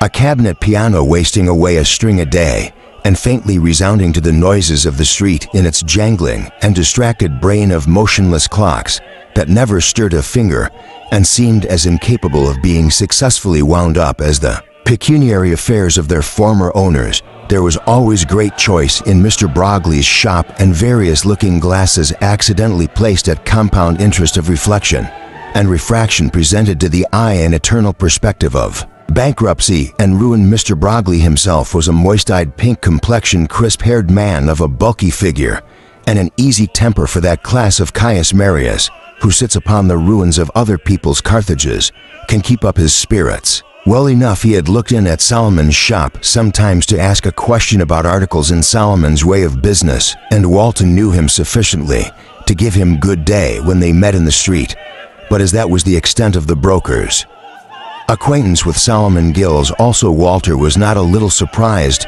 when he came back in the course of the forenoon, agreeably to his promise, to find Mr. Brogley sitting in the back parlor with his hands in his pockets and his hat hanging up behind the door. Well, Uncle Saw, said Walter, the old man was sitting ruefully on the opposite side of the table, with his spectacles over his eyes for a wonder instead of on his forehead. How are you now? Solomon shook his head and waved one hand towards the broker as introducing him. Is there anything the matter? Asked Walter, with a catching in his breath. No, there's nothing the matter, said Mr. Brogley. Don't let it put you out of the way. Walter looked from the broker to his uncle in mute amazement. The fact is, said Mr. Brogley, there's a little payment on a bond debt, 370 odd overdue, and I'm in possession, cried Walter, looking around at the shop. Said Mr. Brogley in confidential assent, and nodding his head as if he would urge the advisability of their all being comfortable together. It's an execution. That's what it is. Don't let it put you out of the way. I come myself because of keeping it quiet and sociable. You know me, it's quite private, Uncle.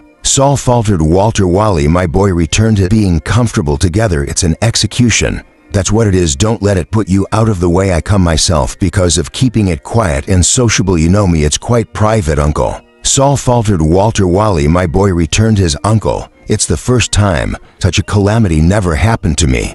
Before I'm an old man to begin pushing up his spectacles again, for they were useless any longer.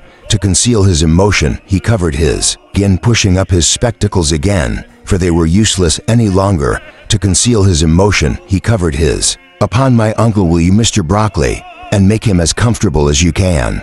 While I'm gone, don't despair, Uncle Saul. Try and keep a good heart. There's a dear fellow saying this with great fervor and disregarding the old man's broken remonstrances. Walter dashed out of the shop again, as hard as he could go, and having hurried round to the office to excuse himself on the plea of his uncle's sudden illness, set off full speed for Captain Cuttle's residence. Everything seemed altered as he ran along the streets. They were the usual entanglement and noise of carts, drays, omnibuses, wagons, and foot passengers. But the misfortune that had fallen on the wooden midshipmen made it strange, and new houses and shops were different from what they used to be, and bore Mr. Brogley's warrant on their fronts in large characters. The fallen on the wooden midshipmen made it strange, and new houses and shops were different from what they used to be, and bore Mr. Brogley's warrant on their fronts in large characters. The brokers seemed to have got hold of the very churches, for their spires rose into the sky with an unwonted air. Even the sky itself was changed, and had an air. Even the sky itself was changed, and had an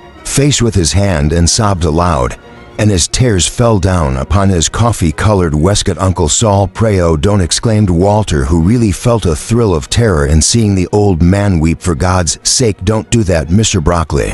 What shall I do? I should recommend you looking up a friend, or so, said Mr. Brogley, and talking it over. To be sure, cried Walter, catching at anything suddenly. Thank you, Captain Cuttle is the man. Uncle, recommend you looking up a friend, or so, said Mr. Brogley, and talking it over. To be sure, cried Walter, catching at anything suddenly. Thank you, Captain Cuttle is the man. Uncle, wait till I run to Captain Cuttle. Keep your eye. Execution in it. Plainly, Captain Cuttle lived on the brink of a little canal near the end of docks, where there was a swivel bridge, which opened now and then to let some wandering monster of a ship come roaming up the street like a stranded leviathan. The gradual change from land to water on the approach to Captain Cuttle's lodgings was curious. It began with the erection of flagstaffs. Like a stranded leviathan, the gradual change from land to water on the approach to Captain Cuttle's lodgings was curious. It began with the erection of flagstaffs as appurtenances to public houses. Then came slop cellar shops with Guernsey shirts, sou'wester hats,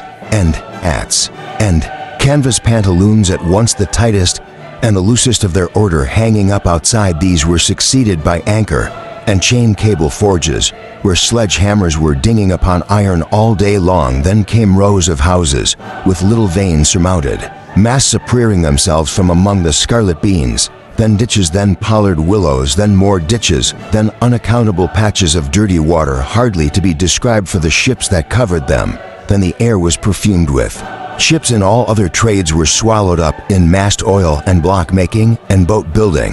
Then the ground grew marshy and unsettled. Then there was nothing to smell but rum and sugar. Then Captain Cuttle's lodgings, at once a first floor and a top story in Brig Place, were close before you. The captain was one of those timber-looking men, suits of oak, as well as hearts, whom it is almost impossible for the liveliest imagination to separate from any part of their dress, however insignificant. Accordingly, when Walter knocked at the door, and the captain instantly poked his head out of one of his little front windows and hailed him with a hard glazed hat already on it, and the shirt collar like a sail, and the captain instantly poked his head out of one of his little front windows and hailed him with a hard glazed hat already on it, and the shirt collar like a sail, and the wide suit of blue all standing. As usual, Walter was as fully persuaded that he was always in that state as if the captain had been a bird, and those had been his feathers. Walter, my lad, said Captain Cuttle, stand boy, and knock again hard. It's washing day. Walter in his, as if the captain had been a bird, And those had been his feathers, Walter my lad, said Captain Cuttle. Stand, boy, and knock again hard, it's washing day. Walter in his impatience gave a prodigious thump with the knocker hard, it is said Captain Cuttle, and immediately drew in his head as if he expected a squall, nor was he mistaken for a widow lady, with her sleeves rolled up to her shoulders, and her arms frothy with soapsuds and smoking with hot water, replied to the summons with startling rapidity. Before she looked at Walter, she looked at the knocker, and then measuring him with her eyes from head to foot, said she wondered he had left any of it. Captain Cuttle's at home, I know, said Walter with a conciliatory smile, as they replied, the widow lady, indeed, he's just been speaking to me, said Walter in breathless explanation. I say, replied the widow lady, then perhaps you give him Mrs. McStinger's respects, and say that the next time he lowers himself and his lodgings by talking out of the window, she thank him to come down and open the door to Mrs. McStinger, spoke loud and listened for any observations that might be offered from the first. By talking out of the window, she thank him to come down and open the door to Mrs. McStinger, spoke loud and listened for any observations that might be offered from the first. Flora, I'll mention it, said Walter, if you'll have the goodness to let me in, ma'am, for he was repelled by a wooden fortification extending across the doorway and put there to prevent the little mucksters in their moments of recreation from tumbling down the steps. A boy that can knock my door down, said Mrs. McStinger contemptuously, can get over that, I said. I but Walter, taking this as a permission to enter and getting over it, Mrs. McStinger immediately demanded whether an English woman's house was her castle or not, and whether she was to be broken upon by Ralph on these subjects. Her thirst for information was still very importunate.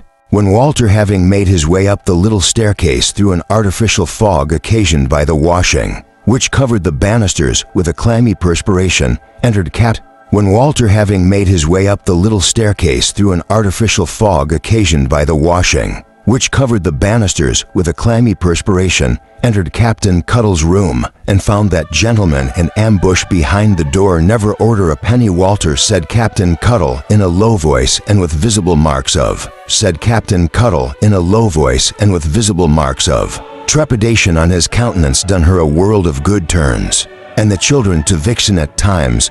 Though I should go away, Captain Cuttle, said Walter, durso do it, Waller, returned the captain, she'd find me out wherever I went. Sit down. Trepidation on his countenance, done her a world of good turns, and the children to Vixen at times. Though I should go away, Captain Cuttle, said Walter, durso do it, Waller, returned the captain, she'd find me out wherever I went. Sit down. House gills. The captain was dining in his hat of cold loin of mutton porter and some smoking hot potatoes, which he had cooked himself and took out of a little saucepan before the fire as he wanted them. He unscrewed his hook at dinner time and screwed hot potatoes, which he had cooked himself and took out of a little saucepan before the fire as he wanted them. He unscrewed his hook at dinner time and screwed a knife into its wooden socket instead, with which he had already begun to peel one of these potatoes for Walter. His rooms were very small and strongly impregnated with tobacco smoke, but snug enough, everything being stowed away as if there were an earthquake. Regularly every half hour, House gills, inquired the captain. Walter, who had by this time recovered his breath and lost his spirits, stowed away as if there were an earthquake.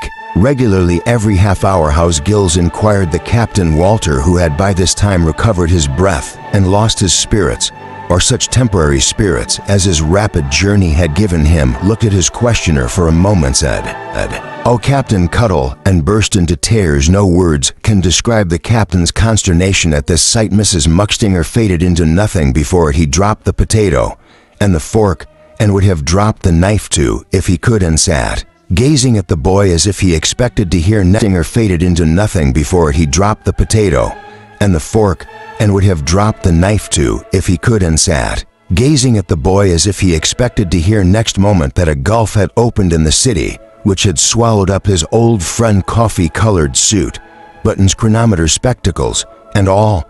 But when Walter told him what was really the matter, Captain Buttons, chronometer, spectacles, and all.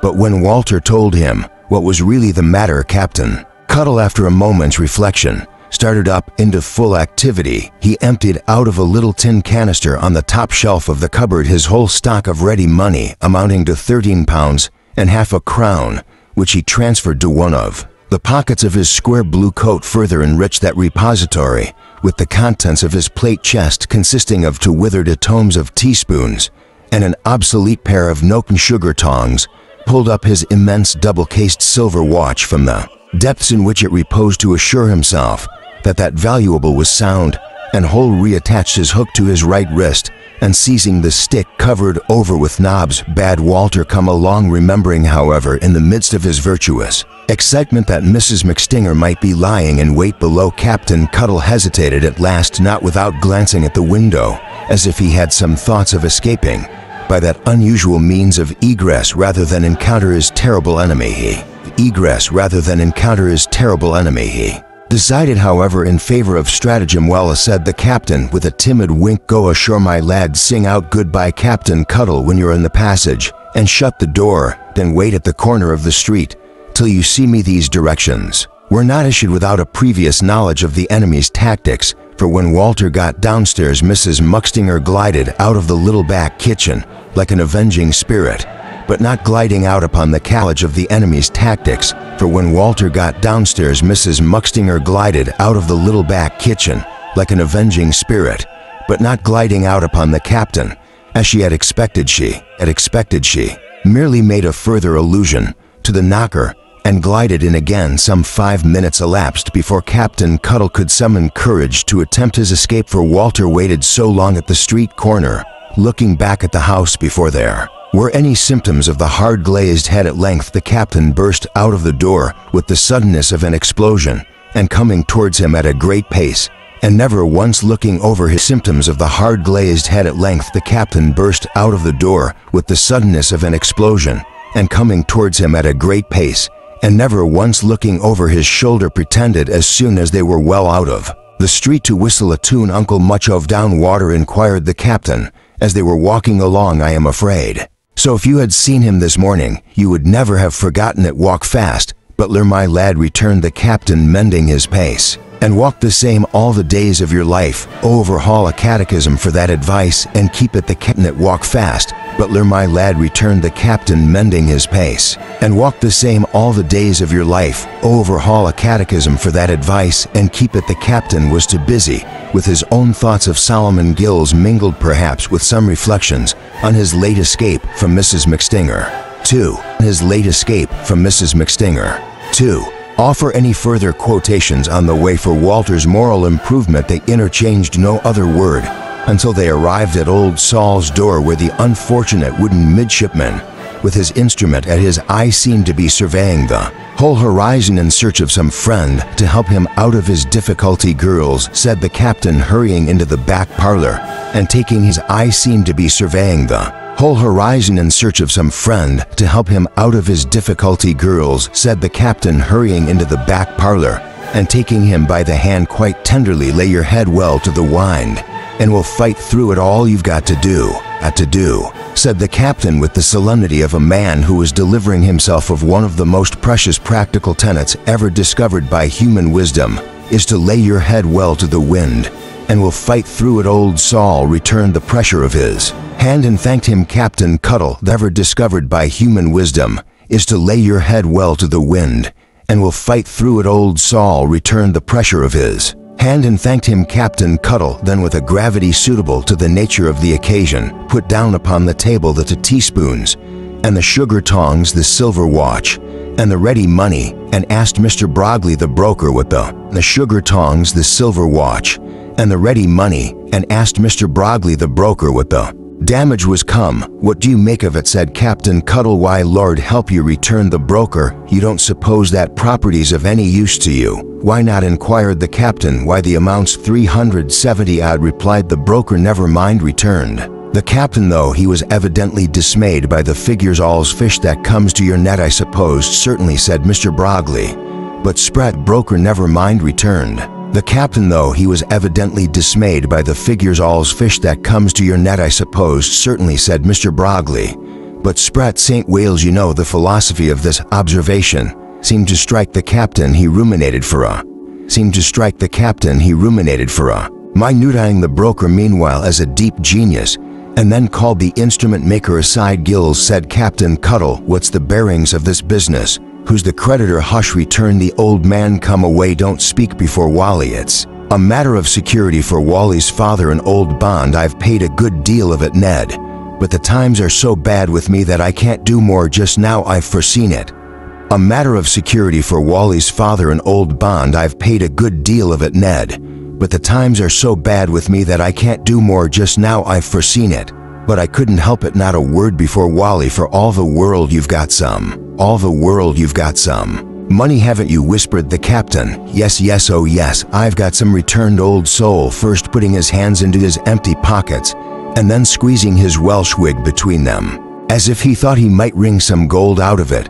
But the little I have got isn't convertible, Ned. It can't be got at. I've been trying to do something with it for Wally, and I'm old-fashioned and behind the time. It's here and there, and in short it's as good as nowhere, said the old man, looking in. To do something with it for Wally, and I'm old-fashioned and behind the time. It's here and there, and in short it's as good as nowhere, said the old man, looking in. Bewilderment about him. He had so much the air of a half-witted person who had been hiding his money in a variety of places and had forgotten where. That the captain followed his eyes, not without a faint hope that he might remember some few £100 concealed up the chimney or down of places, and had forgotten where. That the captain followed his eyes, not without a faint hope that he might remember some few £100 concealed up the chimney or down in the cellar.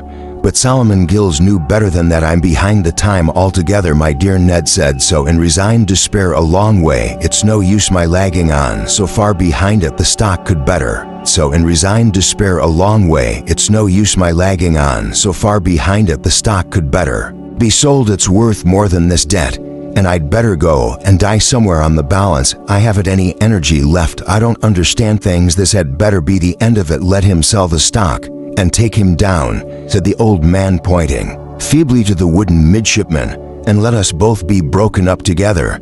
And what do you mean to do with Waller? Said the captain. There, city down, Gill, city down, and let me think of this. If I want a man, and let us both be broken up together. And what do you mean to do with Waller? Said the captain. There, city down, Gill, city down, and let me think of this. If I want a man on a small annuity that was large enough. Till today I hadn't need to think of it, but you only lay your head well to the wind, said the captain, again administering that unanswerable piece of consolation. And you're all right. Old Sol thanked him from his heart and went and laid it against the back parlor fireplace. Instead, Captain Cuddle walked up and down the shop for some time, cogitating profound. Old Sol thanked him from his heart and went and laid it against the back parlor fireplace. Instead, Captain Cuddle walked up and down the shop for some time, cogitating profoundly and bringing his bushy black eyebrows to bear so heavily on his nose, like clouds setting on a mountain, that Walter was afraid to offer any interruption to the current of his reflections. Mr. Brogley, who was averse to being any constraint upon the party, and who had an ingenuous cast of mind, went softly whistling among the stock rattling weather glass. Mr. Brogley, who was averse to being any constraint upon the party, and who had an ingenuous cast of mind, went softly whistling among the stock rattling weather glasses, shaking compasses as if they were physic, catching up keys with lodestones, looking through telescopes, endeavoring to make himself acquainted with the use of the globes, setting parallel rulers astride onto his nose and amusing himself with other philosophical, looking through telescopes, endeavoring to make himself acquainted with the use of the globes, setting parallel rulers astride onto his nose and amusing himself with other philosophical transactions. Waller, said the captain at last. I've got to have you, Captain Cuddle, cried Walter with great animation. Come this way, my lad, said the captain. The stock's the security. I'm another. Your governor's the man to advance money. Mr. Tambay, faltered Walter. The captain nodded gravely. Look at him, he said. Look at Gills. If they was to sell off these things now, he'd die of it. You know he would. We mustn't leave a stone unturned. And there's a... The captain nodded gravely. Look at him, he said. Look at Gills. If they was to sell off these things now, he'd die of it. You know he would. We mustn't leave a stone unturned. And there's a stone for you. A stone, Mr. Donby faltered. Walter, you run round to the office first of all and see if he's there, said Captain Cuddle, clapping him on the back. Quick. Walter felt he must not dispute the command. A glance at his uncle would have determined him if he had felt otherwise, and disappeared to execute it. He hung him on the back quick. Walter felt he must not dispute the command. A glance at his uncle would have determined him if he had felt otherwise, and disappeared to execute it. He soon returned out of breath to say that Mr. Dombey was not there. It was Saturday, and he had gone to Brighton. I tell you what, Walter, said the captain, who seemed to have prepared himself for this contingency in his. There, it was Saturday, and he had gone to Brighton. I tell you what, Walter, said the captain, who seemed to have prepared himself for this contingency in his absence. We'll go to Brighton. I'll back you, my boy, I'll back you, Walter. We'll go to Brighton by the afternoon's coach. If the application must be made to Mr. Dombey at all, which was awful to think of, Walter felt that he would rather prefer it. Back you, Walter. We'll go to Brighton by the afternoon's coach. If the application must be made to Mr. Dombey at all, which was awful to think of, Walter felt that he would rather prefer it alone and unassisted than backed by the personal influence of Captain Cuttle, to which he hardly thought Mr. Dombey would attach much weight. But as the captain appeared to be of quite another opinion, and was bent upon it, and as his friendship, Mr. Dombey would attach much weight.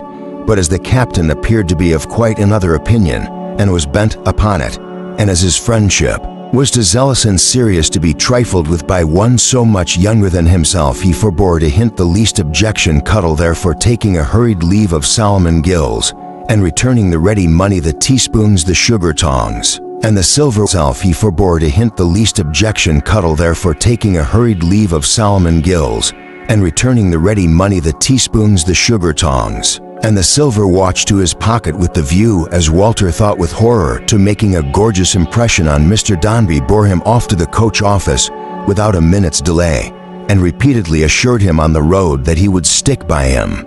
To making a gorgeous impression on Mr. Dombey, bore him off to the coach office without a minute's delay, and repeatedly assured him on the road that he would stick by him. To the last chapter 10, containing the sequel of the midshipman's disaster, Major Bagstock, after long and frequent observation of Paul across Princess's Place through his double-barred opera glass, and after receiving many minute reports, daily, weekly, and monthly on that subject, for observation of Paul across Princess's Place through his double-barred opera glass, and after receiving many minute reports, daily, weekly, and monthly on that subject from the native, who kept himself in constant communication with Miss Stocks, his maid, for that purpose, came to the conclusion that Dombey, sir, was a man to be known, and that J.B. was the boy to make his acquaintance. Miss, to the conclusion that Dombey, sir, was a man to be known, and that J.B. was the boy to make his acquaintance. Miss Stokes, however, maintaining her reserved behavior,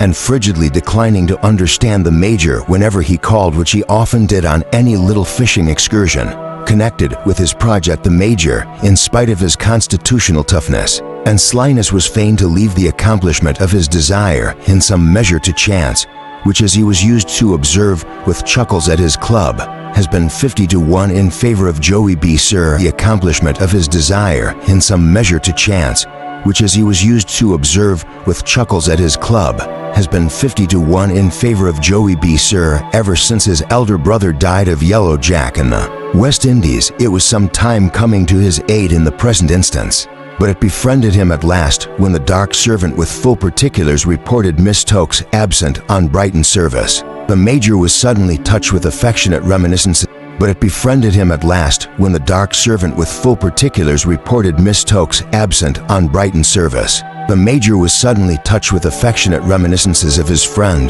Bill Bitterstone of Bengal, who had written to ask him if he ever went that way to bestow a call upon his only son.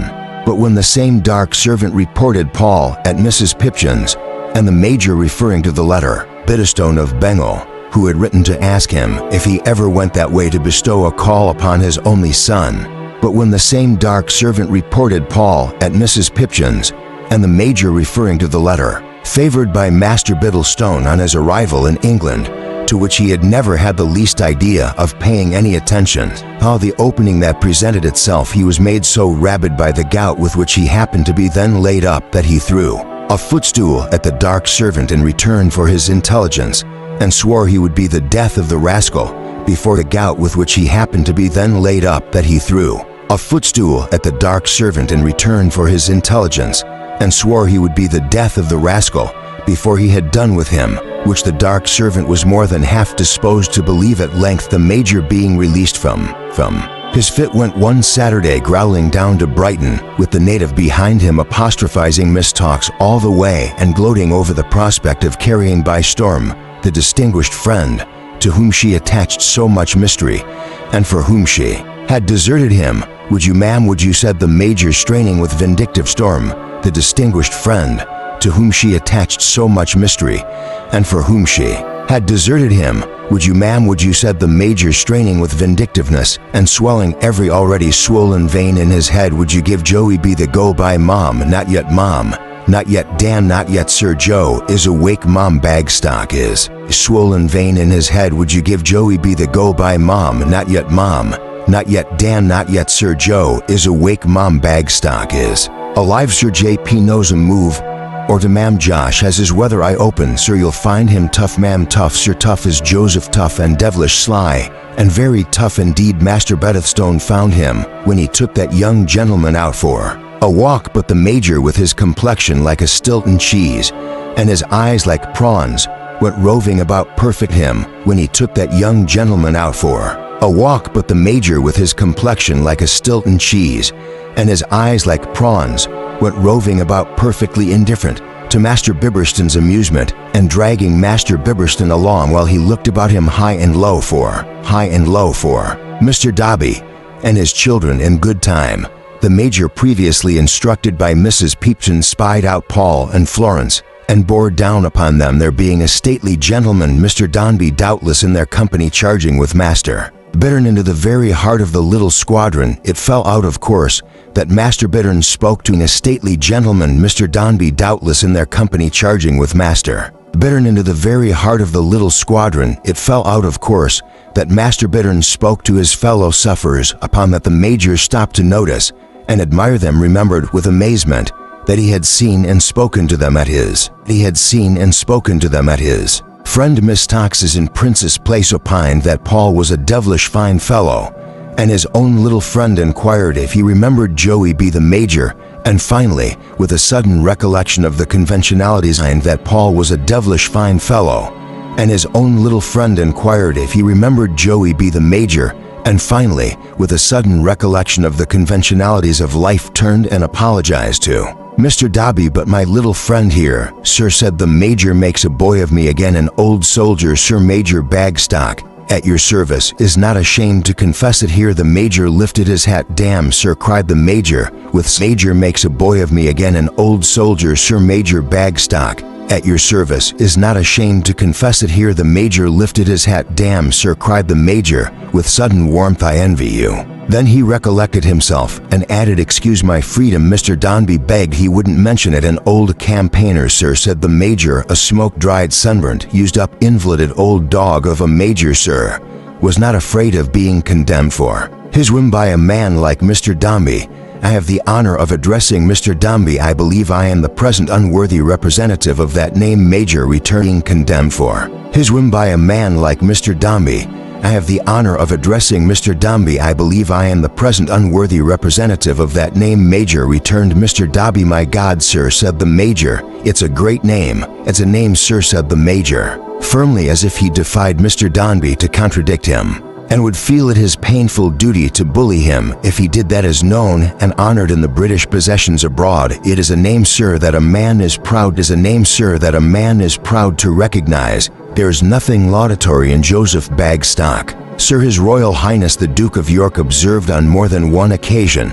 There is no adulation in Joey. He is a plain old soldier as Joe. He is tough to a fault as Joseph. But it's a great name, sir. There is nothing laudatory in Joseph Bagstock, sir. His Royal Highness the Duke of York observed on more than one occasion. There is no adulation in Joey. He is a plain old soldier as Joe. He is tough to a fault as Joseph.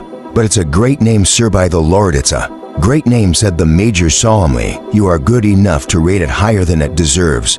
"Perhaps, Major," returned Mr. Dombey. "No, sir," said the major in a severe tone. "No, Mr. Dombey, let us understand each other. That is not the Bagstock vein, sir. You don't know Joseph B. He's a blunt old blade, as Josh. No flattery in him, sir, nothing like it." Mr. Dombey inclined his head and said he's not the Bagstock vein sir you don't know Joseph B. he's a blunt old blade. As Josh no flattery in him sir nothing like it. Mr. Dobby inclined his head and said he believed him to be in earnest and that his high opinion was gratifying my little friend here sir croaked the Major looking as amiably as he could on Paul. Will certify for Joseph Bagstock that he is a thoroughgoing downright plain-spoken old trump sir, and nothing more. That boy sir said the Major in a lower tone will live in history. That boy sir is not a common production. Take care plain-spoken old trump sir, and nothing more. That boy sir said the Major in a lower tone will live in history. That boy sir is not a common production. Take care of him. Mr. Dombey seemed to intimate that he would endeavor to do so. Here is a boy here sir, pursued the Major confidentially, and giving him a thrust with his cane. Son of Bithurst of Bengal Bill sir, pursued the Major confidentially, and giving him a thrust with his cane. Son of Bithurst of Bengal Bill Bithurst, formerly of ours. That boy's father and myself sir were sworn friends. Wherever you went sir you had nothing but Bill Bithurst and Joe Bagstock. Am I blind to that boy's defects? Boy's father and myself sir were sworn friends. Wherever you went sir you had nothing but Bill Bithurst and Joe Bagstock. Am I blind to that boy's defects? By no means, he's a fool sir. Mr. Dobby glanced at the libeled Master Bithurst, of whom he knew at least as much as the Major did, and said in quite a complacent manner, really dad is what he is sir. Said the Major, he's a fool. Joe Bagsworth never minces matters. The son of my much as the Major did, and said in quite a complacent manner, really dad is what he is sir. Said the Major, he's a fool. Joe Bagsworth never minces matters. The son of my old friend Bill Bithurst of Bengal is a born fool sir. Hear the Major laugh till he was almost black. My little friend is destined for a public school, I presume, Mr. Dombey, said the Major, when he had recovered. Born fool sir. Hear the Major laugh till he was almost black. My little friend is destined for a public school, I presume, Mr. Dombey, said the Major, when he had recovered. I am not quite decided, returned Mr. Dobby. I think not. He is delicate. If he's delicate sir, said the Major, you are right. None but the tough fellows could live through it sir. At Sandhurst we put each other to the torture there sir. We roasted the new fellows at a slow fire and hung. Delicate sir, said the Major, you are right. None but the tough fellows could live through it sir. At Sandhurst we put each other to the torture there sir. We roasted the new fellows at a slow fire and hung them out of a 3-pair of stairs window with their heads downwards. Joseph Baggs sir was held out of the window by the heels of his boots for 13 minutes by the college clock. The Major might have appealed to his continent in corroboration of this story. It certainly looked as if he had hung out a little too long, but it made us what we were. The college clock. The Major might have appealed to his continent in corroboration of this story. It certainly looked as if he had hung out a little too long, but it made us what we were sir, said the Major, settling his shirt frill. We were iron sir, and it forged us. Are you remaining here, Mr. Dombeer? I generally come down once a week. Major, returned that. Mr. Dombeer, I generally come down once a week. Major, returned that. Gentlemen, I stay at the Bedford. I shall have the honor of calling at the Bedford sir, if you will permit me, said the Major. Joey B. is not in general a calling man, but Mr. Dombreys is not a common name. I am much indebted to my little friend, sir, for the honor of this introduction. Mr. Dombey made a very gracious reply, and Major Bagstock, having patted Paul on the head, and said of Florence that her for the honor of this introduction, Mr. Dombey made a very gracious reply, and Major Bagstock, having patted Paul on the head, and said of Florence that her eyes would play the devil with the youngsters before long, and the oldsters to serve you. Come to that, added the Major, chuckling, very much stirred up. Master Bedithern with his walking stick and departed with that young gentleman. Major, chuckling, very much stirred up. Master Bedithern with his walking stick and departed with that young gentleman at a kind of half-trot, rolling his head and coughing with great dignity as he staggered away with his legs very wide asunder in fulfillment of his promise. The Major afterwards called on Mr. Dobby, and Mr. Dobby having referred to the army list, afterwards the Major afterwards called on Mr. Dobby, and Mr. Dobby having referred to the army list, afterwards called on the Major. Then the Major called at Mr. Dobby's house in town and came down, again in the same coach as Mr. Dobby. In short, Mr. Dobby and the Major got on uncommonly well together, and uncommonly fast, and Mr. Dombey observed of the Major to his sister that besides being quite a military man, he was really something more, as he had a very admirable idea of the importance of things unconserved of the Major to his sister that besides being quite a military man, he was really something more, as he had a very admirable idea of the importance of things unconnected with his own profession. At length Mr. Dombey, bringing down Miss Tox and Mrs. Chick to see the children, and finding the Major again at Brighton, invited him to dinner at the Bedford, and complimented Miss Tox highly beforehand on her neighbor and acquaintance. "My dearest Louisa," said Miss Tox to Miss Chick, when they were alone together on the morning of the appointed day, "if I Tox highly beforehand on her neighbor and acquaintance." "My dearest Louisa," said Miss Tox to Miss Chick, when they were alone together on the morning of the appointed day, "if I should seem at all reserved to Major Bagstock or under any constraint with him, promise me not to notice it." "My dear Lucretia," returned Mrs. Chick, "what mystery is involved in this remarkable request I must insist upon knowing, since you are resolved to extort under any constraint with him. Promise me not to notice it." "My dear Lucretia," returned Mrs. Chick, "what mystery is involved in this remarkable request I must insist upon knowing, since you are resolved to extort confession from me." "Louisa," said Miss Tox instantly, "I have no alternative but to confide to you that the Major has been particular." Repeated Mrs. Chick. "The Major has long been very particular indeed, my love, in his attentions," said Miss Tox. "Occasionally they have been so very marked that my position has been one of no common difficulty." "Is he in good circumstances?" inquired Mrs. Chick. "I have every reason to believe in his attentions," said Miss Tox. "Occasionally they have been so very marked that my position has been one of no common difficulty." "Is he in good circumstances?" inquired Mrs. Chick. "I have every reason to believe, my dear, indeed I may say I know," returned Miss Tox, "that he is wealthy, is truly military, and full of anecdote. I have been informed that his valor when he was in active service knew no bounds. I'm told that he did all sorts of things in the peninsula with every description of firearm, and in the east and west of service knew no bounds. I'm told that he did all sorts of things in the peninsula with every description of firearm, and in the East and West Indies. My love, I really couldn't undertake to say what he did not do. Very creditable to him indeed," said Mrs. Chick. "Extremely so.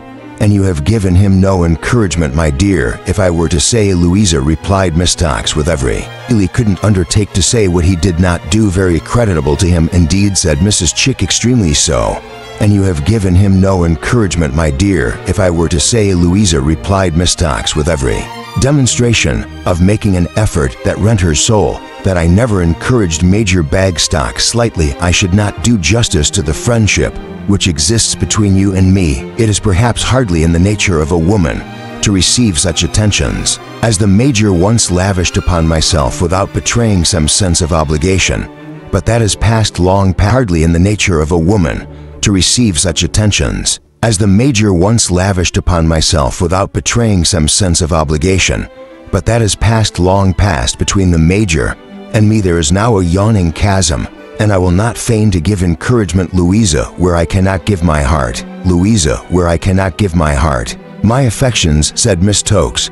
"But Louisa, this is madness," and departed from the room. All this Mrs. Chick communicated to her brother before dinner, and it by no means disposed Mr. Dombey to receive the Major with unwonted cordiality. The Major, for his part, was in a state of plethoric satisfaction to her brother before dinner, and it by no means disposed Mr. Dombey to receive the Major with unwonted cordiality. The Major, for his part, was in a state of plethoric satisfaction that knew no bounds, and he coughed and choked and chuckled and gasped and swelled until the waiters seemed positively afraid of him. "Your family monopolizes Joe's light, sir," said the Major. "Until the waiters seemed positively afraid of him." "Your family monopolizes Joe's light, sir," said the Major. When he had saluted Miss Tox, "Joe lives in darkness. Princess's place is changed into Kamchatkar in the wintertime. There's no ray of sun, sir, for Joey B. Now Miss Tox is good enough to take a great deal of interest in Paul." "Major," returned Mr. Dombey, "on behalf of that blushing virgin dam, sir," said the Major, "I'm jealous of my little friend. I'm pining away, sir. The Bagstock breed is degenerating in the forsaken person of old Joe, And the Mr. Dombey, on behalf of that blushing virgin, damn, sir, said the Major, I'm jealous of my little friend. I'm pining away, sir, the Bagstock breed is degenerating in the forsaken person of old Joe. And the Major, becoming bluer and puffing his cheeks further and further over the stiff ridge of his tight cravat, stared at Miss Tox until his eyes seemed as if he were at that moment being overdone before the slow fire at the military college, notwithstanding the palpitation of the heart which these illusions occasioned her. They were anything but disagreeable to Miss Tox, as they enabled her to be extremely interesting and to manifest an occasional incoherence and distraction which she was not at all unwilling to display. The Major gave her abundant opportunities of exhibiting this emotion, being profuse in his complaints at dinner of her desertion of him and Princess's Place. And as he appeared to derive great enjoyment from making them, they all got on very well nonetheless, on account of the Major taking charge of the whole conversation, and showing us great an appetite in that respect, as in regard of the various dainties on the table, among which he may almost said to have wallowed greatly, to the aggravation, account of the Major taking charge of the whole conversation, and showing us great an appetite in that respect, as in regard of the various dainties on the table, among which he may almost said to have wallowed greatly, to the aggravation of his inflammatory tendencies, Mr. Dombey's habitual silence and reserve yielding readily to this usurpation. The Major felt that he was coming out and shining, and in the flow of spirits thus engendered rang such an infinite number of new changes on his own name, that he quite astonished himself. In a word, they were all very well pleased. The Major was considered to possess an inexhaustible fund of conversation, and when he took a late farewell after a long rubber, Mr. Dombey again considered to possess an inexhaustible fund of conversation, and when he took a late farewell after a long rubber, Mr. Dombey again complimented the blushing Miss Tox on her neighbor and acquaintance. But all the way home to his own hotel, the Major incessantly said to himself, and of himself, sly, sir, devilish sly. And when he got there, sat down in a chair and fell into a silent fit of laughter, with which he was sometimes seized, and which was always particularly awful. It held him so long on this occasion that the dark servant, who stood watching him at a distance, but dared not for his life approach, twice or thrice gave him over, for lost his whole form, but especially his face and head, dilated beyond all former experience, and presented to the dark man's view nothing but a heaving mass of indigo. At length he burst into a violent paroxysm of coughing, and when that was a little better, burst into such face and head, dilated beyond all former experience, and presented to the dark man's view nothing but a heaving mass of indigo. At length he burst into a violent paroxysm of coughing, and when that was a little better, burst into such ejaculations as the following: Would you, mum, would you, Mrs. Dombey? Mum, I think not, mum, not while Jobby can put a spoke in your wheel, mum. Baby's even with you now, mum, he isn't altogether bowed. He can put a spoke in your wheel, mum. Baby's even with you now, mum, he isn't altogether bowed. Out yet, sir, isn't Bagstock, she's deep, sir, deep. But Josh is deeper, wide awake as Oho, broad awake and staring, sir. There was no doubt of this last assertion being true, and to a very fearful extent, as it continued to be during the greater part of that night, which the Major chiefly passed in similar exclamations, diversified with fits of coughing and choking that startled the whole house. It was on the day after this occasion, being Sunday, when, as Mr. Dombey, Mrs. Chick, and Miss Tox was, which the Major chiefly passed in similar exclamations, diversified with fits of coughing and choking that startled the whole house. It was on the day after this occasion, being Sunday, when, as Mr. Dombey, Mrs. Chick, and Miss Tox was sitting at breakfast, still eulogizing the Major, Florence came running in, her face suffused with a bright color, and her eyes sparkling. Eulogizing the Major, Florence came running in, her face suffused with a bright color, and her eyes sparkling joyfully, and cried, Papa, Papa, here's Walter, and he won't come in. Who? Cried Mr. Dombey. What does she mean? What is this, Walter, Papa? Said Florence, timidly, sensible of having approached the presence with too much familiarity. Who found me when I was lost? Does she? Cried Papa, Papa, here's Walter, and he won't come in. Who? Cried Mr. Dombey. What does she mean? What is this, Walter, Papa? Said Florence, timidly, sensible of having approached the presence with too much familiarity. Who found me when I was lost? Does she mean young gay Louisa? Inquired Mr. Dombey, knitting his brows. Really, this child's manners have become very boisterous. She cannot mean young gay, I think. See what it is, will you?" Mrs. Chick hurried into the passage and returned with the information that it was young gay accompanied by a very strange-looking person, and that young gay said he would not take the liberty of coming and hearing Mr. Dombey was at breakfast, but would wait until Mr. Dombey should signify that he might approach. "Tell the boy to come in now," said Mr. Dombey, now gay accompanied by a very strange-looking person, and that young gay said he would not take the liberty of coming and hearing Mr. Dombey was at breakfast, but would wait until Mr. Dombey should signify that he might approach. "Tell the boy to come in now," said Mr. Dombey, now gay. "What is the matter? Who sent you down here? Was there nobody else to come?" "I beg your pardon, sir," returned Walter. "I have not been sent. I have been so bold as to come on my own account, which I hope you'll pardon when I mention the cause." But Mr. Dombey, without attending to what he said, was looking impatiently on either side. Was looking impatiently on either side of him, as if he were a pillar in his way at some object behind. "What's that?" said Mr. Dombey. "Who is that? I think you have made some mistake in the door, sir." "Oh, I'm very sorry to intrude with anyone." "Who is that?" "I think you have made some mistake in the door, sir." "Oh, I'm very sorry to intrude with anyone, sir," cried Walter hastily. "But this is Captain Cuttle, Sir Waller, my lad," observed the captain in a deep voice. "Stand by." At the same time, the captain coming a little further in, brought out his wide suit of blue, his conspicuous shirt collar, and his knobby nose in full relief, and stood bowing to Mr. Dombey and waving his hook politely to the ladies, with the hard glazed hat in his one hand and a red equator round his head, was in full relief, and stood bowing to Mr. Dombey and waving his hook politely to the ladies, with the hard glazed hat in his one hand and a red equator round his head, which it had newly imprinted there. Mr. Dombey regarded this phenomenon with amazement and indignation, and seemed by his looks to appeal to Mrs.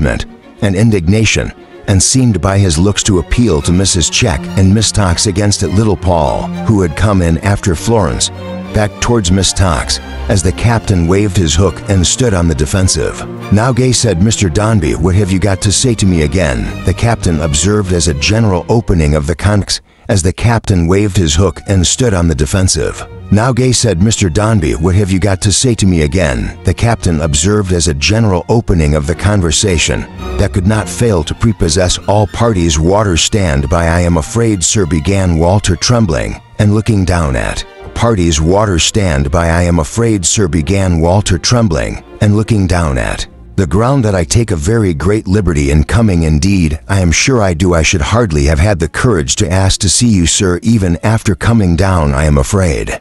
If I had not overtaken Miss Dombey, sure I do, I should hardly have had the courage to ask to see you, sir, even after coming down, I am afraid. If I had not overtaken Miss Dombey."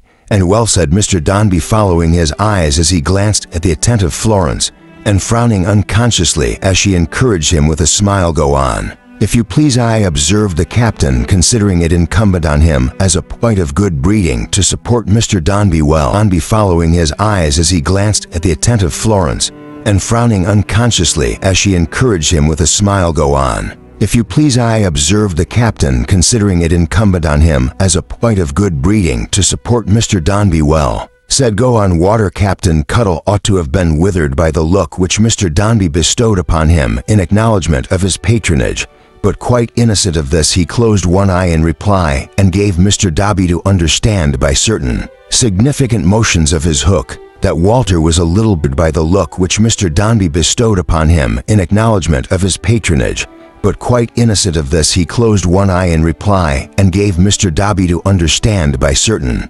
significant motions of his hook that Walter was a little bashful at first and might be expected to come out shortly. "Is entirely a private and personal matter that has brought me here, sir," continued Walter, faltering. "And Captain Cuttle here," interposed the captain, as an assurance that he was at hand and might be relied upon, "who is a very old friend of my poor uncle's, and a most excellent man, sir," pursued Walter, raising his eyes with a look of entreaty in the captain's behalf, "was so good as to offer to come with me, which I could hardly refuse." "No, no, no," observed the captain complacently. "Of course not, no call for refusing. Come with me, which I could hardly refuse." "No, no, no," observed the captain complacently. "Of course not, no call for refusing. Go on, Waller."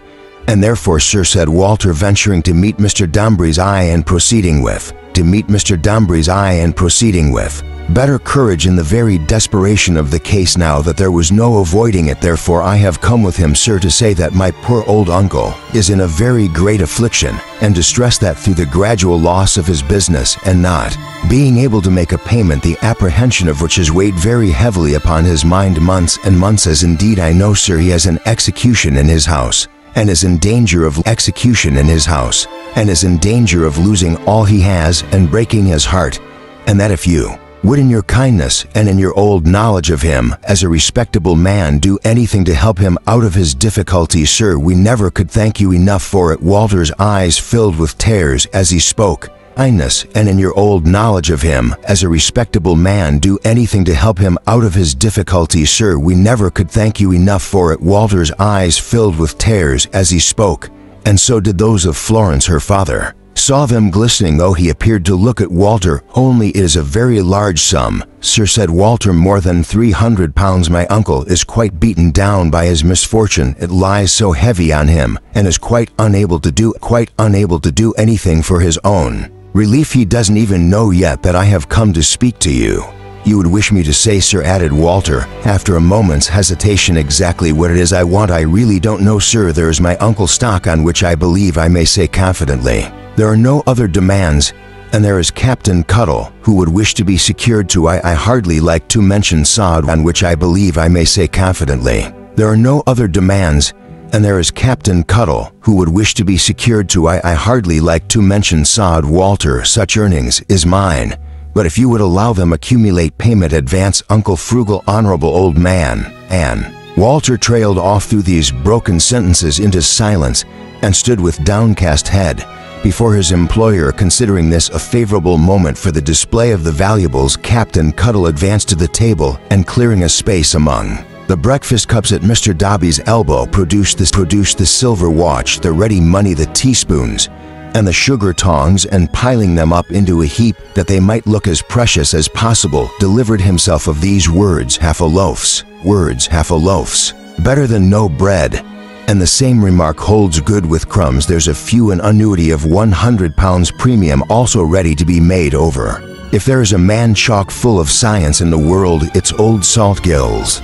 If there is a lad of promise, one flowing, added the captain in one of his happy quotations, with milk and honey, it's his nevy. The captain then withdrew to his former place, where he stood arranging his scattered locks. One flowing, added the captain in one of his happy quotations, with milk and honey, it's his nevy. The captain then withdrew to his former place, where he stood arranging his scattered locks, with the air of a man who had given the finishing touch to a difficult performance.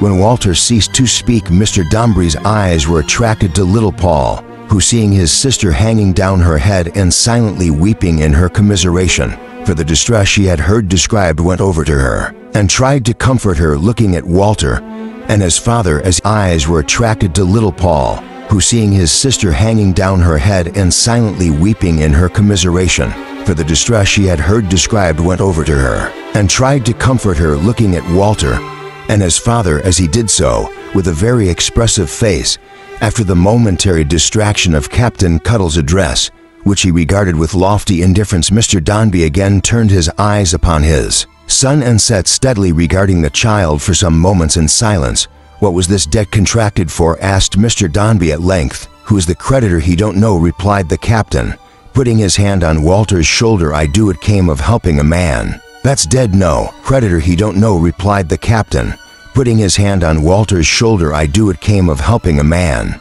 "That's dead." "No. And that's cost my friend Gills Benny £100 already. More particulars in private, if agreeable people who have enough to do to hold their own way," said Mr. Dombey, unobservant of the captain's mysterious signs behind. Already more particulars in private, if agreeable people who have enough to do to hold their own way, said Mr. Dombey, unobservant of the captain's mysterious signs behind. Walter, and still looking at his son, had better be content with their own obligations. And difficulties, and not increase them by engaging for other men. It is an act of dishonesty and presumption, to said Mr. Dombey sternly, great presumption. For the wealthy could do no more. Paul, come here. The child obeyed, and Mr. Dumby took him on his knee. If you to said Mr. Dumby sternly, great presumption. For the wealthy could do no more. Paul, come here. The child obeyed, and Mr. Dumby took him on his knee. If you had money now, said Mr. Dobby, look at me. Paul, whose eyes had wandered to his sister, and to Walter, looked his father in the face. If you, Mr. Dobby, look at me. Paul, whose eyes had wandered to his sister, and to Walter, looked his father in the face. If you had money now, said Mr. Dobby, as much money as young Gay has talked about, what would you do? Give it to his old uncle. Returned Paul. Lend it to his old uncle. Retorted Mr. Dombey. Well, when you are old enough, you know, you will share my money, and we shall to his old uncle. Retorted Mr. Dombey. Well, when you are old enough, you know, you will share my money, and we shall use it together. Dombey and son, interrupted Paul, who had been tutored early in the phrase Dombey and son. Repeated his father. Would you like to begin to be Dombey and son now, and lend this money to young Gay's uncle? Oh, if you please, Papa said. Phrase Dombey and son. Repeated his father. Would you like to begin to be Dombey and son now, and lend this money to young Gay's uncle? Oh, if you please, Papa said. Paul, and so would Florence. Girls, said Mr. Dobby, have nothing to do with Dobby and son. Would you like it? Yes, Papa. Yes, then you shall do it, returned his father. Yes, Papa. Yes, then you shall do it, returned his father. And you see, Paul, he added, dropping his voice, how powerful money is, and how anxious people are to get it. Young Gay comes all this way to beg for money, and you who are so grand and great, having got it, are going to let him have it as a great favor and obligation. Paul comes all this way to beg for money, and you who are so grand and great, having got it, are going to let him have it as a great favor and obligation. Paul turned up the old face for a moment, in which there was a sharp understanding of the reference conveyed in these words, but it was a young and childish face immediately afterwards, when he slipped down from his father's knee and ran to tell Florence not to cry any more, for he was going to let young Gay have the money. Mr. Dombey then turned to a side table and wrote a note and sealed it. During the interval, Paul and Florence whispered to Walter, and Captain Cuttle beamed on the three with such aspiring and ineffably presumptuous thoughts as Mr. Dombey could never have believed in the note being finished. Mr. Dombey turned round to his former place and held it out to Walter. Give that, he said, the first thing tomorrow morning to Mr. Cocker. He will immediately take care that one of my people releases your uncle from his present position by paying the amount at issue, and that such arrangements are made. Give that, he said, the first thing tomorrow morning to Mr. Cocker. He will immediately take care that one of my people releases your uncle from his present position by paying the amount at issue, and that such arrangements are made for its repayment as may be consistent with your uncle's circumstances. You will consider that this is done for you by Master Paul. Walter, in the emotion of holding in his hand the means of releasing his good uncle from his trouble, would have endeavored to express something of his gratitude and joy, but Mr. Dombey stopped him short. You will consider that express something of his gratitude and joy, but Mr. Dombey stopped him short. You will consider that it is done. He repeated, by Master Paul the First have explained that to him, and he understands it. I wish no more to be said. As he motioned towards the door, Walter could only bow his head and retire. Miss Tokes, seeing that the captain appeared about to do the same, interposed. My dear sir, she said, addressing Mr. Dombey, at whose munificence both she and Mrs. Chick were shedding tears copiously. I think you have overlooked something. Pardon me, Mr. Dombey, I think in the nobility of your character and its exalted scope you have omitted a matter of detail. Indeed, Miss Tokes, said Mr. Dombey, the gentleman with the instrument, pursued Miss Tokes, glancing at Captain Cuttle, has left upon the table at your elbow. Good heaven, said Mr. Dombey, sweeping the captain's property from him as if it were so much crumb. Indeed, take these things away. I am obliged to you, Miss Tokes. It is like your usual discretion. Have the goodness to take these things away, sir. Captain Cuttle felt he had no alternative but to comply, but he was so much struck by the magnanimity of Mr. Dombey in refusing treasures lying heaped up to his hand, that when he had deposited the teaspoons and sugar tongs in one pocket and the ready money in another, and had lowered the great watch down slowly into its proper vault, he could not refrain from seizing that gentleman's right hand in his own solitary left, and while he held it open, with his powerful fingers bringing the hook down upon its palm, in a transport of admiration, At this touch of warm feeling and cold iron, Mr. Dombey shivered all over Captain Cuttle, then kissed his hook to the ladies several times with great elegance and gallantry, and having taken a particular leave of Paul and Florence, accompanied Walter out of the room. Florence was running after them in the earnestness of her heart to send some message to Old Soul. When Mr. Dombey called her back and bade her stay where she was, "Will you never be a Dombey, my dear child?" said Mrs. Chick with pathetic reproachfulness. "Dear aunt," said Flor, to them in the earnestness of her heart to send some message to Old Soul. When Mr. Dombey called her back and bade her stay where she was, "Will you never be a Dombey, my dear child?" said Mrs. Chick with pathetic reproachfulness. "Dear aunt," said Florence, "don't be angry with me. I am so thankful to Papa." She would have run and thrown her arms about his neck if she had dared. But as she did not dare, she glanced with thankful eyes and thrown her arms about his neck if she had dared. But as she did not dare, she glanced with thankful eyes towards him as he sat musing, sometimes bestowing an uneasy glance on her, but for the most part watching Paul, who walked about the room with the new-blown dignity of having let young Gay have the money, and young Gay Walter would of him. He was overjoyed to purge the old man's heart from bailiffs and brokers, and to hurry back to his uncle with the good tidings, He was overjoyed to have it all arranged and settled next day before noon, and to sit down at evening in the little back parlor,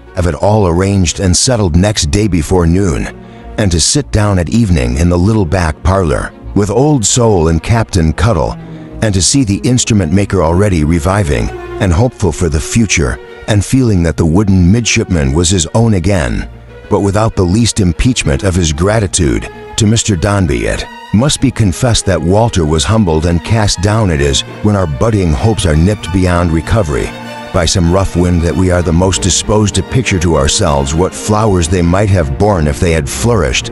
And now down it is when our budding hopes are nipped beyond recovery by some rough wind that we are the most disposed to picture to ourselves what flowers they might have borne if they had flourished. And now, when Walter found himself cut off from that great Dombey height by the depth of a new and terrible tumble, and felt that all of his old wild fancies had been scattered to the winds in the fall, he began to suspect that they might have led him on to harmless visions of aspiring to Florence in the remote distance of time. The captain viewed the subject in quite a different light. He appeared to entertain a belief that the interview at which he had assisted was so very satisfactory and encouraging as to be only a step or two removed from a regular betrothal of Florence to Walter, and that the late transaction had immensely forwarded, if not thoroughly established, the Whittleseen hopes stimulated by this conviction, and by the improvement in the spirits of his old friend, and by his own consequent gaiety. He even attempted, in favoring them with a ballad of Lovely Peg for the third time in one evening, to make an extemporaneous substitution of the name Florence, but finding this difficult on account of the word peg invariably rhyming to leg, in which personal beauty the original was described as having excelled all competitors, he hit upon the happy thought of changing it to flag, which he accordingly did with an archness almost supernatural, and a voice quite vociferous, notwithstanding that the time was close at hand when he must seek the abode of the dreadful Mrs. McStinger that same evening. Natural, and a voice quite vociferous, notwithstanding that the time was close at hand when he must seek the abode of the dreadful Mrs. McStinger that same evening. The Major was diffuse at his club on the subject of his friend.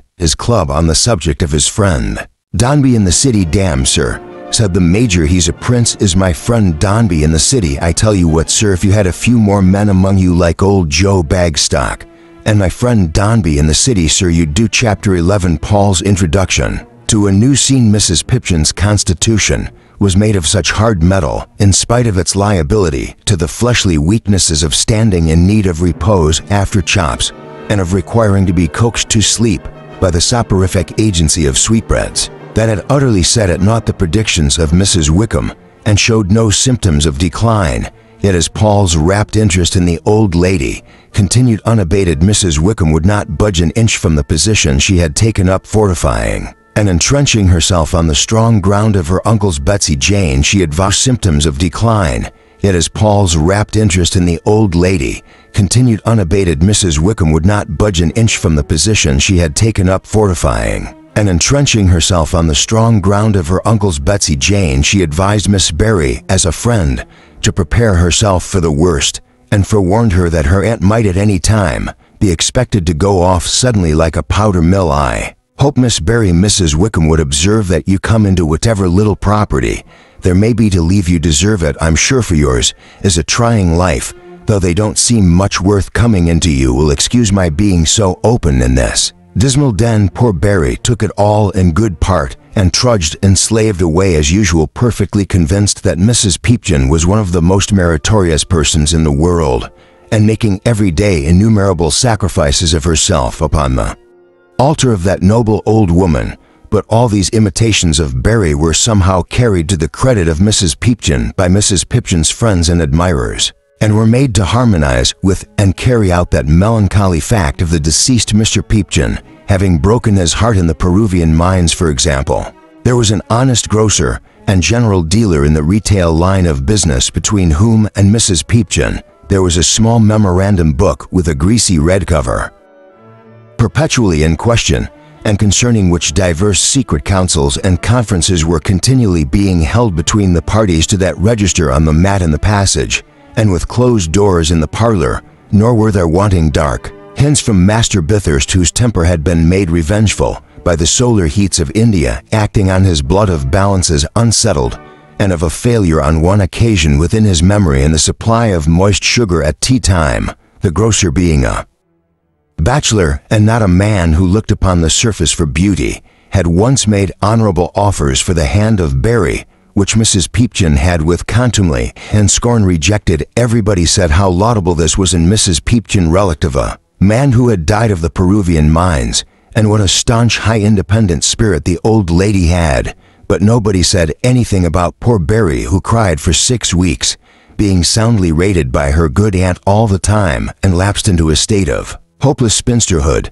"Betty's very fond of you, ain't she, Paul?" once asked Mrs. Pipchin, when they were sitting by the fire with the cat. "Yes," said Mrs. Pipchin. "Why?" asked Paul. "Why?" returned the disconcerted old lady. "How can you ask such things, sir? Why are you fond of your sister Florence?" "Because she's very good," said Paul. "There's nobody like Florence." "Well," retorted Mrs. Pipchin shortly, "and there's nobody like me, I suppose, ain't there really, though?" asked Paul, leaning forward in his chair and looking at her very hard. "No," said the old lady. "I am glad of that," observed Paul, rubbing his hands thoughtfully. "That's a very good thing." Mrs. Pipchin didn't dare to ask him why, lest she should receive some perfectly annihilating answer. But, as a compensation to her wounded feelings, she harassed Master Bitterstone to that extent until bedtime, that he began that very night to make arrangements for an overland return to India by secreting from his supper a quarter of a round of bread and a fragment of moist Dutch cheese as the beginning of a stock of provision to support him on the voyage. Mrs. Pipchin had kept watch and ward over little Paul and his sister for nearly 12 months. They had been home twice, but only for a few days, and had been constant in their weekly visits to Mr. Dombey at the hotel. By little and little Paul had grown stronger and had become able to dispense with his carriage, though he still looked thin and delicate and still remained the same old, quiet, dreamy child that he had been when first consigned to Mrs. Pipchin's care. One Saturday afternoon at dusk, great consternation was occasioned in the castle by the unlooked-for announcement of Mr. Dombey as a visitor to Mrs. Pipchin. The population of the parlor was immediately swept upstairs as on the wings of a whirlwind, and after much slamming of bedroom doors and trampling overhead and some knocking about of Master Bitterstone by Mrs. Pipchin, as a relief to the perturbation of her spirits, the black bombazine garments of the worthy old lady darkened the audience chamber where Mr. Dombey was contemplating the vacant armchair of his son, and ere Mrs. Pipchin said, "Mr. Dombey, how do you do?" "Thank you, sir," said Mrs. Pipchin. "I am pretty well, considering." Mrs. Pipchin always used that form of words. It meant considering her virtues, sacrifices, and so forth. "I can't expect, sir, to be very well," said Mrs. Pipchin, taking a chair and fetching her breath, "but such health as I have, I am grateful for." Mr. Dombey inclined his head with the satisfied air of a patron who felt that this was the sort of thing for which he paid so much a quarter. After a moment's silence, he went on to say, "Mrs. Pipchin, I have taken the liberty of calling to consult you in reference to my son. I have had it in my mind to do so for some time past, but have deferred it from time to time in order that his health might be thoroughly re-established, you have no misgivings on. That subject, Mrs. Pipkin Brighton, has proved very beneficial, sir, returned Mrs. Pipkin. Very beneficial indeed, I purpose, said Mr. Danby, his remaining at Brighton. Mrs. Pipkin rubbed her hands and bent her grey eyes on the fire, but pursued. Mr. Danby, stretching out his forefinger, but possibly that he should now make a change and lead a different kind of life here. In short, Mrs. Pipkin, that is the object of my visit. My son is getting on, Mrs. Pipkin, really, he is getting on. There was something melancholy in the triumphant air with which Mr. Danby said this. It showed how long Paul's childish life had been to him, and how his hopes were set upon a later stage of his existence. Pity may appear a strange word to connect with anyone so haughty and so cold, and yet he seemed a worthy subject for it at that moment. 6 years old, said Mr. Danby, settling his neckcloth perhaps to hide an irrepressible smile that rather seemed to strike upon the surface of his face and glance away as finding no resting place than to play there for an instant. Dear me, 6 will be changed to 16 before we have time to look about us. 10 years, croaked the unsympathetic Pipkin, with a frosty glistening of her hard gray eye and a dreary shaking of her bent head, is a long time. It depends on circumstances, returned Mr. Danby. At all events, Mrs. Pipkin, my son is 6 years old, and there is no doubt, I fear, that in his studies he is behind many children of his age or his youth, said Mr. Danby, quickly answering what he mistrusted was a shrewd twinkle of the frosty eye. His youth is a more appropriate expression. Now, Mrs. Pipkin, instead of being behind his peers, my son ought to be before them, far before. Then there is an eminence ready for him to mount upon. There is nothing of chance or doubt in the course. Before my son his way in life was clear and prepared and marked out. Before he existed, the education of such a young gentleman must not be delayed. It must not be left imperfect. It must be very steadily and seriously undertaken. Mrs. Pipkin, well, sir, said Mrs. Pipkin, I can say nothing to the contrary. I was quite sure, Miss Pipkin, returned Mr. Danby approvingly, that a person of your good sense could not and would not. There is a great deal of nonsense and worse talked about young people not being pressed too hard at first and being tempted on, and all the rest of it, sir, said Mrs. Pipkin, impatiently rubbing her hooked nose. It never was thought of in my time, and it has no business to be thought of now. My opinion is keep him at it, my good madam, returned Mr. Danby. You have not acquired your reputation undeservedly, and I beg you to believe, Mrs. Pipkin, that I am more than satisfied with your excellent system of management, and shall have the greatest pleasure in commending it whenever my poor commendation. Mr. Danby's loftiness, when he affected to disparage his own importance past all bounds, can be of any service. I have been thinking of Dr. Blimburn's, Mrs. Pipkin. My neighbor, sir, said Mrs. Pipkin. I believe the doctor's is an excellent establishment. I've heard that it's very strictly conducted, and there is nothing but learning going on from morning to night, and it's very expensive, added Mr. Danby.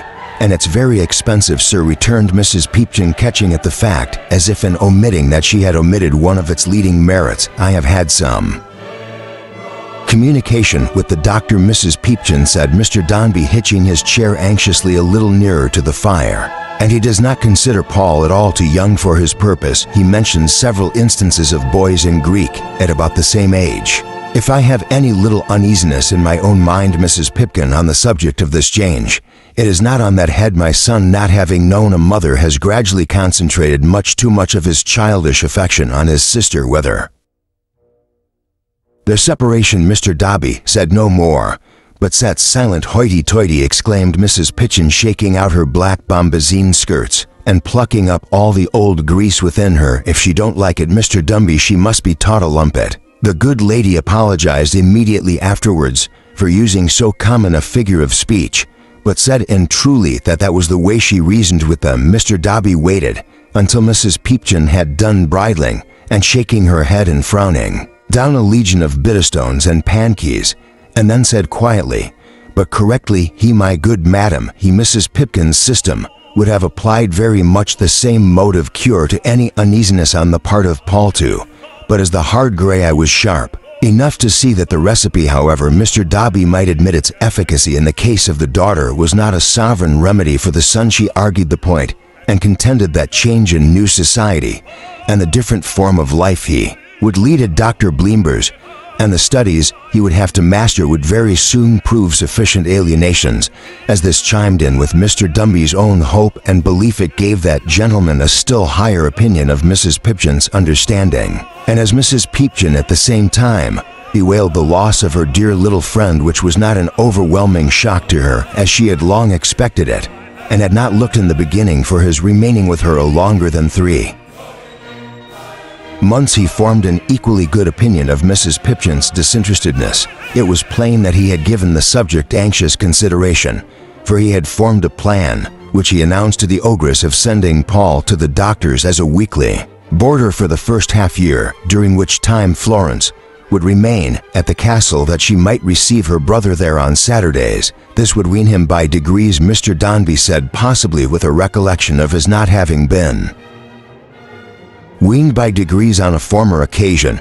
Mr. Dombey finished the interview by expressing his hope that Mrs. Pipchin would still remain in office as general superintendent and overseer of his son pending his studies at Brighton, and having kissed Paul and shaken hands with Florence, and beheld Master Bithurst in his collar of state, and made Miss Pankey cry by patting her on the head, in which region she was uncommonly tender on account of a habit Mrs. Pipchin had of sounding it with her knuckles like a cask, he withdrew to his hotel and dinner, resolved that Paul, now that he was getting so old and well, should begin a vigorous course of education forthwith to qualify him for the position in which he was to shine, and that Dr. Bleember should take him in hand immediately. Whenever a young gentleman was taken in hand by Dr. Bleember, he might consider himself sure of a pretty tight squeeze. The doctor only undertook the charge of 10 young gentlemen, but he had always ready a supply of learning for 100 on the lowest estimate, and it was at once the business and delight of his life to gorge the unhappy 10 with it.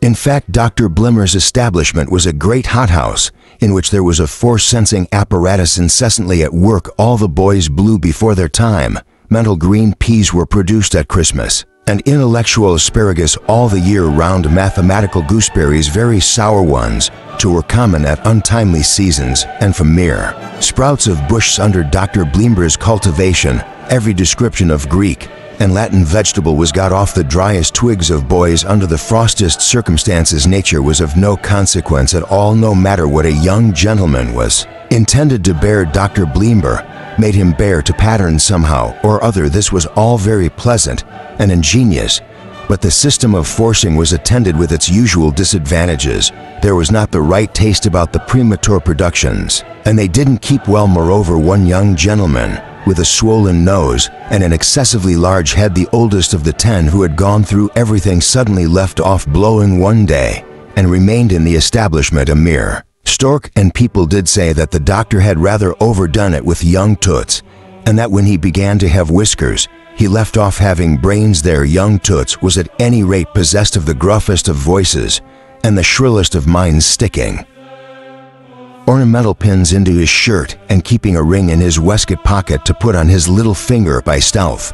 When the pupils went out walking, constantly falling in love by sight with nursery maids who had no idea of his existence, and looking at the gaslighted world over the little iron bars in the left-hand corner window of the front 3 pairs of stairs. After bedtime, like a greatly overgrown cherub who had sat up aloft much too long, the doctor was a portly gentleman in a suit of black with strings at his knees and stockings below them. He had a bald head, highly polished, a deep voice, and a chin so very double that it was a wonder how he ever managed to shave into the creases. He had likewise a pair of little eyes that were always half shut up, and a mouth that was always half expanded into a grin, as if he had that moment posed a boy and were waiting to convict him from his own lips, in so much that when the doctor put his right hand into the breast of his coat, and with his other hand behind him, and a scarcely perceptible wag of his head, made the commonest observation to a nervous stranger, it was like a sentiment from the Sphinx, and settled his business. The doctor's was a mighty fine house fronting the sea,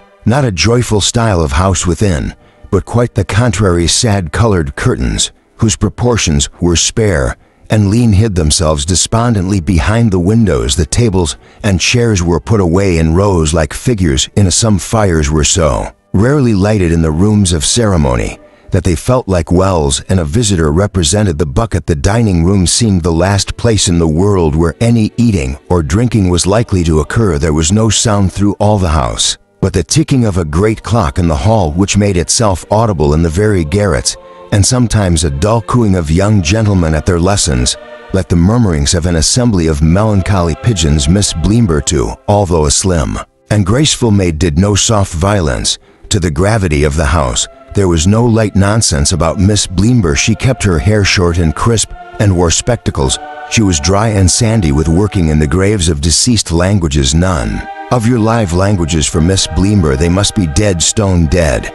And then Miss Bleember dug them up like a ghoul. Mrs. Bleember, her mama, was not learned herself, but she pretended to be, and that did quite as well. She said at evening parties that if she could have known Cicero, she thought she could have died contented. It was the steady joy of her life to see the doctor's young gentlemen go out walking unlike all other young gentlemen, in the largest possible shirt collars and the stiffest possible cravats. It was so classical, she said. As to Mr. Feeder, B.A. Dr. Bleember's assistant, he was a kind of human barrel organ with a little list of tunes at which he was continually working over and over again without any variation. He might have been fitted up with a change of battles, perhaps in early life, if his destiny had been favorable.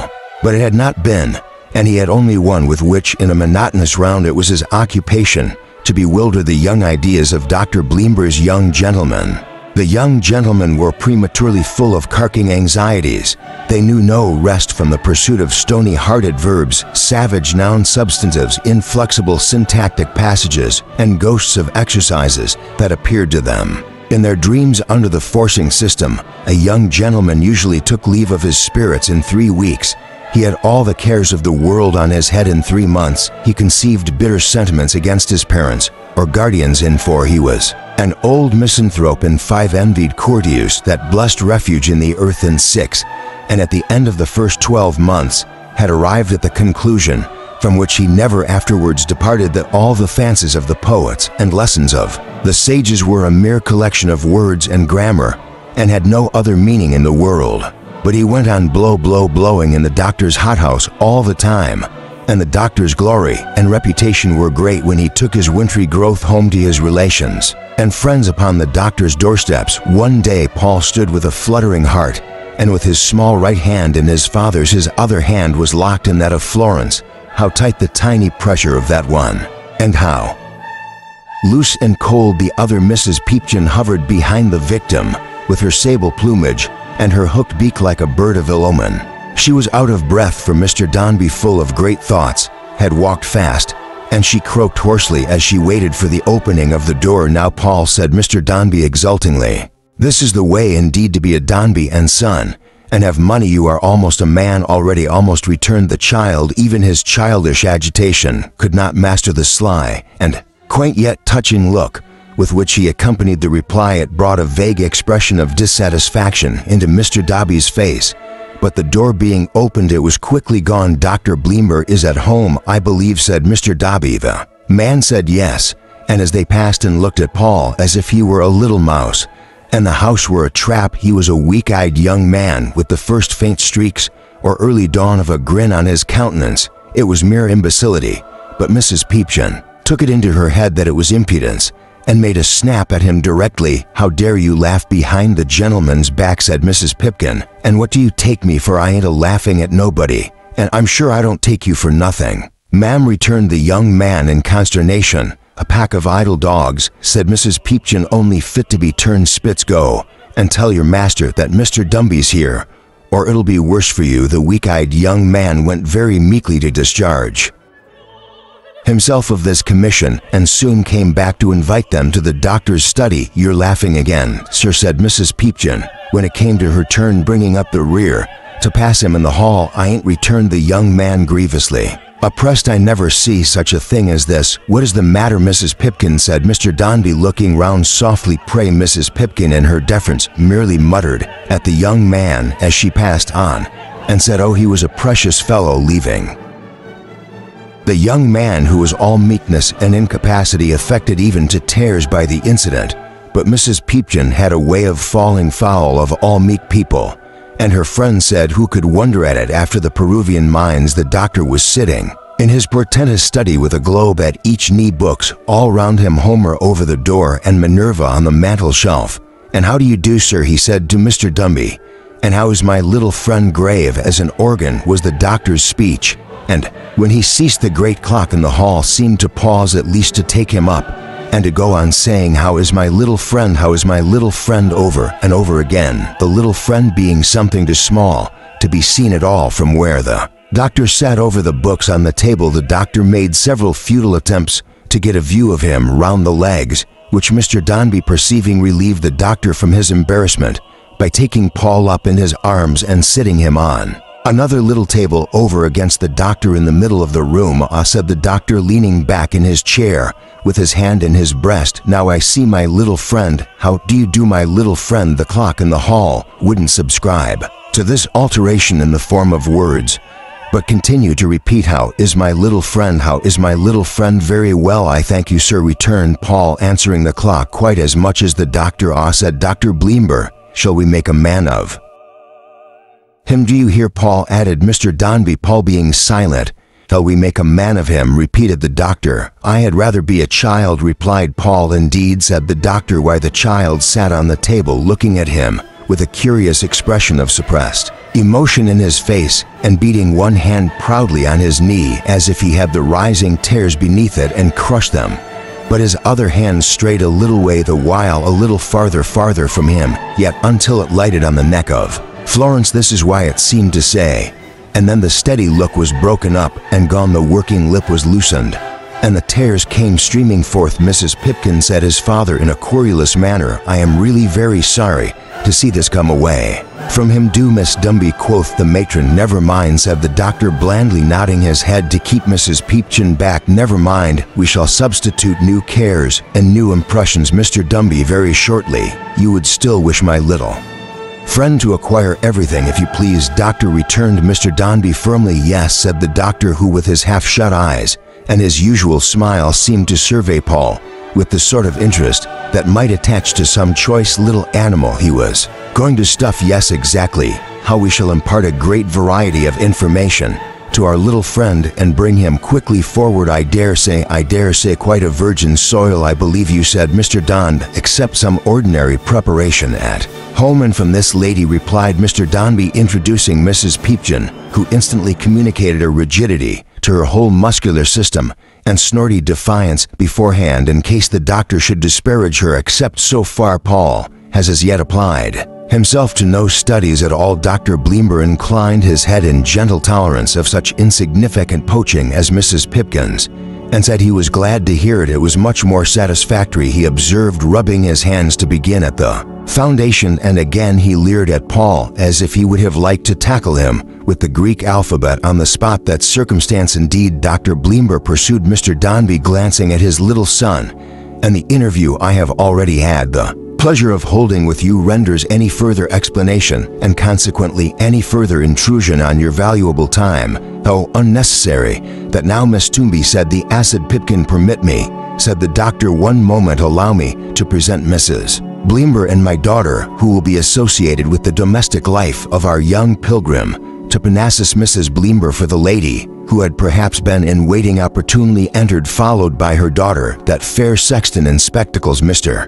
Dombey, my daughter Cornelia." Mr. Dombey, my love," pursued the doctor, turning to his wife, "is so confiding as to do see our little friend Mrs. Bleember in an excess of politeness, of which Mr. Dombey was the object, apparently did not, for she was backing against the little friend and very much endangering his position on the table.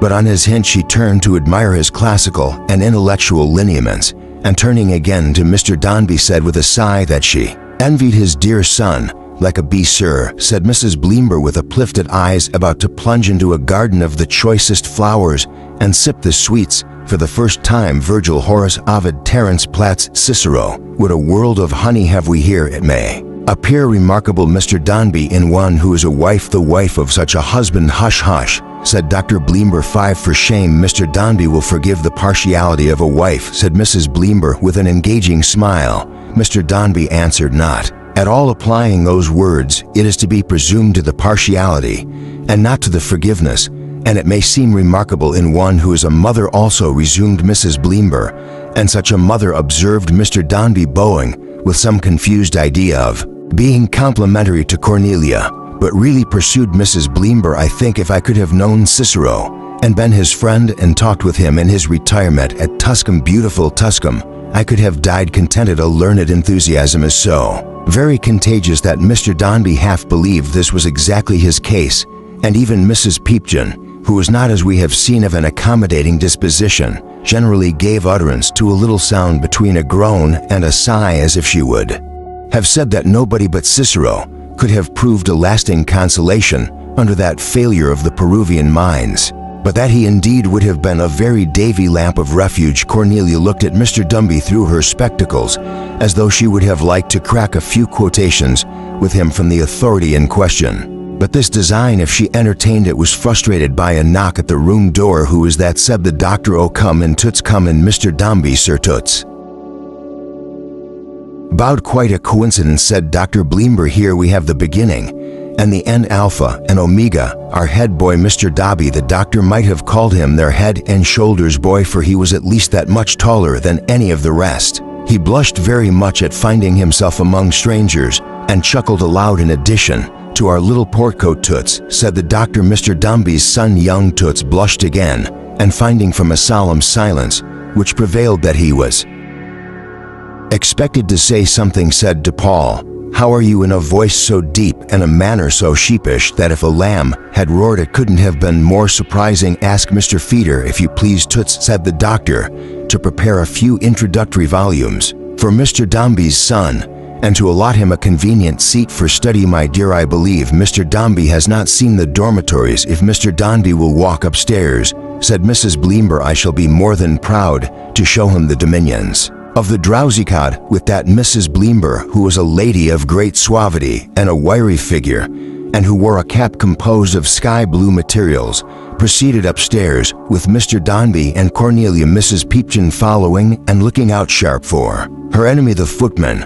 While they were gone, Paul sat upon the table, holding Florence by the hand and glancing timidly from the doctor round and round the room, while the doctor, leaning back in his chair with his hand in his breast as usual, held a book from him at arm's length and read. There was something very awful in this manner of reading. It was such a determined, unimpressed, inflexible, cold-blooded way of going to work. It left the doctor's countenance exposed to view, and when the doctor smiled suspiciously at his author, or knit his brows, or shook his head and made wry faces at him, as much as to say, "Don't tell me, sir, I know better," it was terrific. Toots had no business to be outside the door ostentatiously examining the wheels in his watch and counting his half-crowns, but that didn't last long, for Dr. Bleember, happening to change the position of his tight, plump legs, as if he were going to get up, Toots swiftly vanished and appeared no more. Mr. Dombey and his conductress were soon heard coming downstairs again, talking all the way, and presently they re-entered the doctor's study. "I hope, Mr. Dombey," said the doctor, laying down his book, "that the arrangements meet your approval." "They are excellent, sir," said Mr. Dombey. "Very fair indeed," said Mrs. Peepkin in a low voice, never disposed to give too much encouragement. "Mrs. Pipkin," said Mr. Dombey, wheeling round, "well, with your permission, doctor and Mrs. Bleember, visit Pole now and then whenever Mrs. Peepkin pleases," observed the doctor. "Always happy to see her," said Mrs. Bleember. "I think," said Mr. Dombey, "I have given all the trouble I need, and may take my leave. Paul, my child," he went close to him as he sat upon the table, "goodbye."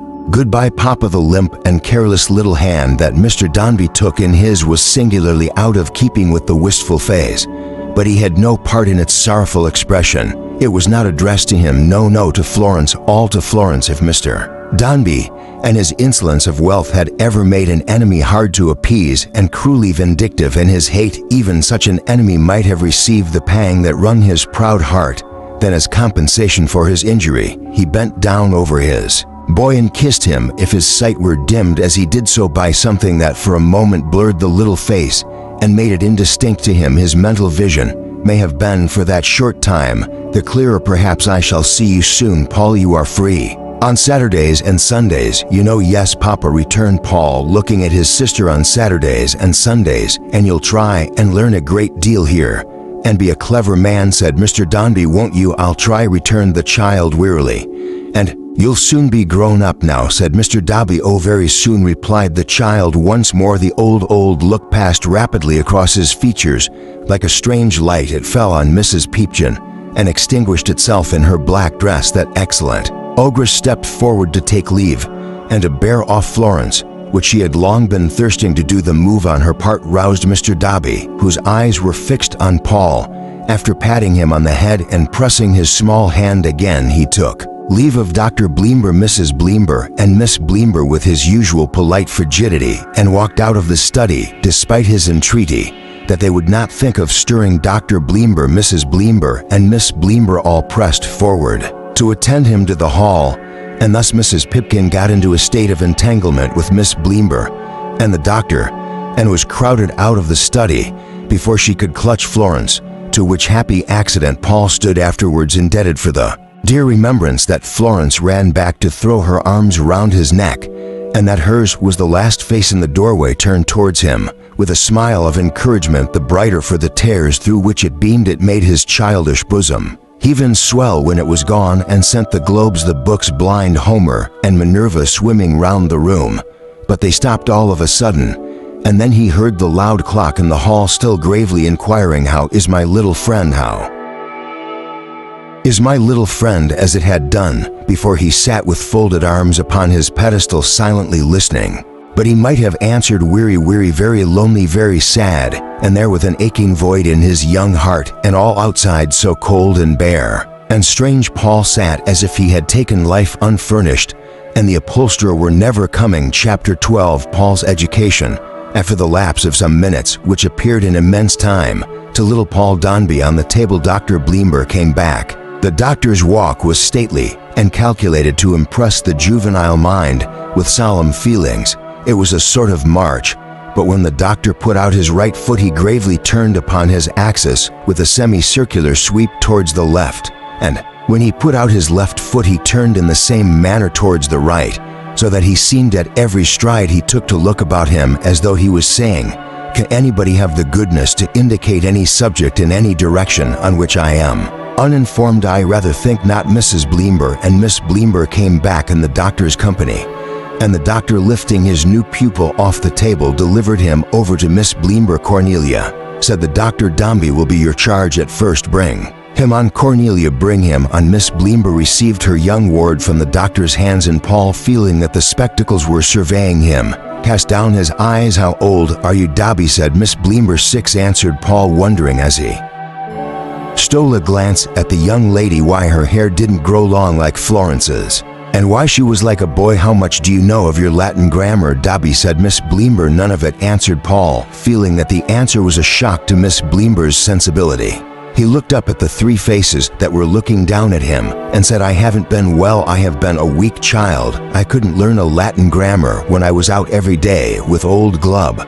I wish you'd tell old Glubb to come and see me, if you please." "What a dreadfully low name," said Mrs. Bleember, unclassical to a degree. "Who is the monster, child?" "What monster?" inquired Paul. "Clubb," said Mrs. Bleember with a great relish. "He's no more a monster than you are," returned Paul. "What?" cried the doctor in a terrible voice. I ha ha ha, what's that?" Paul was dreadfully frightened, but still he made a stand for the absent Clubb, though he did it trembling. "He's a very nice old man, ma'am. He said he used to draw my couch. He knows all about the deep sea, and the fish that are in it, and the great monsters that come and lie on rocks in the sun and dive into the water again when they're startled, blowing and splashing so that they can be heard for miles. There are some creatures," said Paul, warming with his subject, "I don't know how many yards long, and I forget their names, but Florence knows, that pretend to be in distress, and when a man goes near them out of compassion, they open their great jaws and attack him. But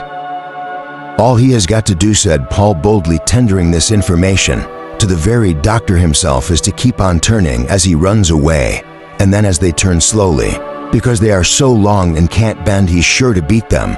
And though old Glubb don't know why the sea should make me think of my mama that's dead, or what it is always saying he knows a great deal about it. And I wish the child concluded with a sudden falling of his countenance and failing in his animation, as he looked like one forlorn upon the three strange faces, that you'd let old Club come here to see me, for I know him very well.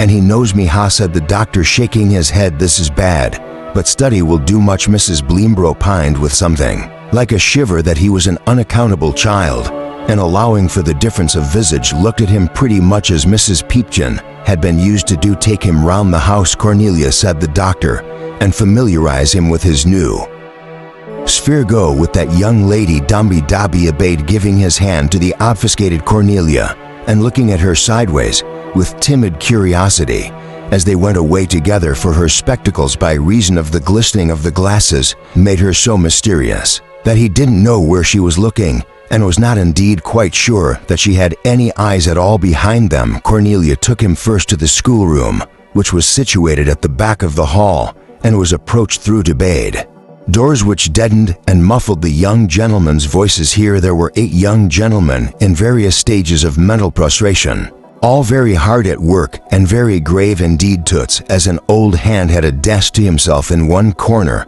and a magnificent man of immense age. He looked in Paul's young eyes. Behind it, Mr. Feederby, who sat at another little desk, had his Virgil stop on, and was slowly grinding that tune to 4 young gentlemen of the remaining 2 who grasped their foreheads convulsively, were engaged in solving mathematical problems. One, with his face like a dirty window from much crying, was endeavoring to flounder through a hopeless number of lines before dinner, and one sat looking at his task in stony stupefaction and despair, which it seemed had been his condition ever since breakfast time. The appearance of a new boy did not create the sensation that might have been expected. Mr. Feederby, who was in the habit of shaving his head for coolness and had nothing but little bristles on it, gave him a bony hand and told him he was glad to see him, which Paul would have been very glad to have told him if he could have done so with the least sincerity. Then Paul, instructed by Cornelia, shook hands with the 4 young gentlemen at Mr. Feeder's desk, then with the 2 young gentlemen at work on the problems,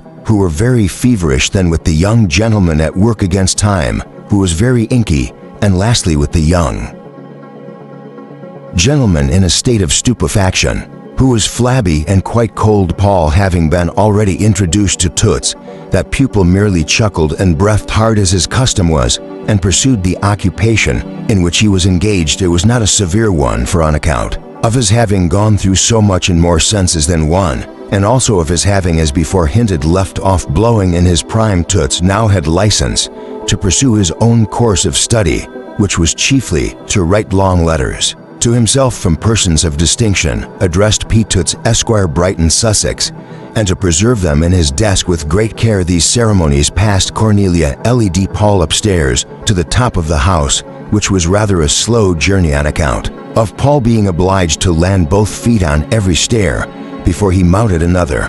But they reached their journey's end at last, and there in a front room, looking over the wild sea, Cornelia showed him a nice little bed with white hangings close to the window, on which there was already beautifully written on a card in round text, downstrokes very thick and upstrokes very fine, dumb, while 2 other little bedsteads in the same room were announced through like means as respectively appertaining unto Briggs and Tozer. Just as they got downstairs again into the hall, Paul saw the weak-eyed young man who had given that mortal offense to Mrs. Peepkin suddenly seize a very large drumstick and fly at a gong that was hanging up, as if he had gone mad or wanted vengeance. Instead of receiving warning, however, or being instantly taken into custody, the young man left off unchecked, after having made a dreadful noise. Then Cornelia Bleember said to Dombey that dinner would be ready in a quarter of an hour, and perhaps he had better go into the schoolroom among his friends. So Dombey, deferentially passing the great clock,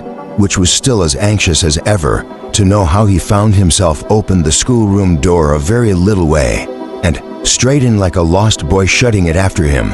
With some difficulty his friends were all dispersed about the room, except the stony friend who remained immovable. Mr. Feeder was stretching himself in his gray gown, as if regardless of expense he were resolved to pull the sleeves off. Hey ho hum, cried Mr. Feeder, shaking himself like a cart horse. Oh dear me, dear me. Paul was quite alarmed by Mr. Feeder's yawning. It was done on such a great scale, and he was so terribly in earnest. All the boys to Toots excepted seemed knocked up, and were getting ready for dinner, some newly tying their neckcloths, which were very stiff indeed, and others washing their hands or brushing their hair in an adjoining antechamber as if they didn't think they should enjoy it at all. Young Toots, who was ready beforehand, and had therefore nothing to do, and had leisure to bestow upon Paul, said with heavy good nature, "Sit down, Dobby." "Thank you, sir," said Paul, as endeavoring to hoist himself onto a very high window seat, and as slipping down again, appeared to prepare Tootsy's mind for the reception of a discovery. "You're a very small chap," said Mr. Toots. "Yes, sir, I'm small," returned Paul. "Thank you, sir," for Toots had lifted him into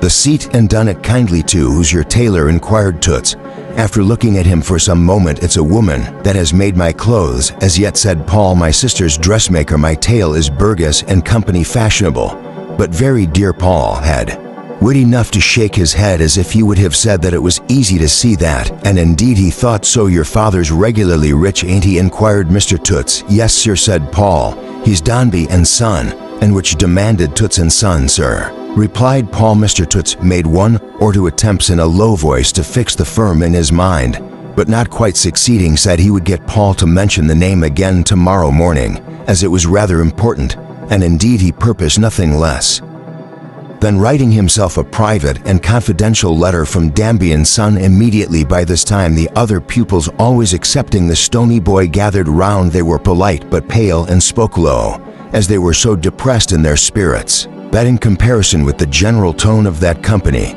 Master Bithurst was a perfect Miller or complete Jester book, and yet he had a sense of injury upon him too. "Had Bithurst, you sleep in my room, don't you?" asked the solemn young gentleman, whose shirt collar curled up the lobes of his ears. "Master Briggs?" inquired Paul. "Toza," said the young gentleman. Paul answered yes, and Toza, pointing out the stony people, said that was Briggs. Paul had already felt certain that it must be either Briggs or Toza, though he didn't know why. "Is yours a strong constitution?" inquired Toza. Paul said he thought not. Toza replied that he thought not also, judging from Paul's looks, and that it was a pity, for it need be. He then asked Paul if he were going to begin with Cornelia, and on Paul's saying yes, all the young gentlemen, Briggs excepted, gave a low groan. It was drowned in the tin-tin abulation of the gong, which sounding again with great fury, there was a general move towards the dining room, still excepting Briggs the stony boy, who remained where he was, and as he was,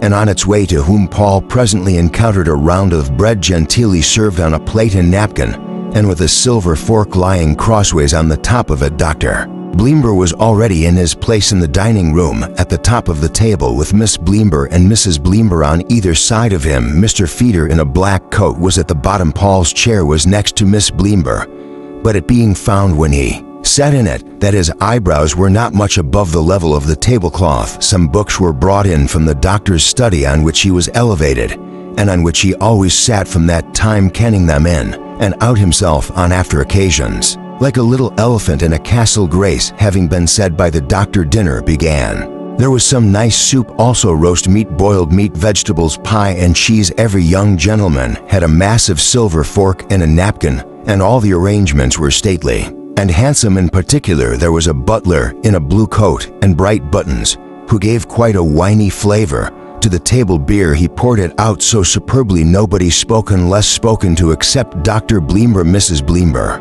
and Miss Bleember, who conversed occasionally whenever a young gentleman was not actually engaged with his knife and fork or spoon. His eye, with an irresistible attraction, sought the eye of Dr. Bleember. Mrs. Bleember, or Miss Bleember, and modestly rested there. Toots appeared to be the only exception to this rule. He sat next to Mr. Feeder on Paul's side of the table, and frequently looked behind and before the intervening boys to catch a glimpse of Paul.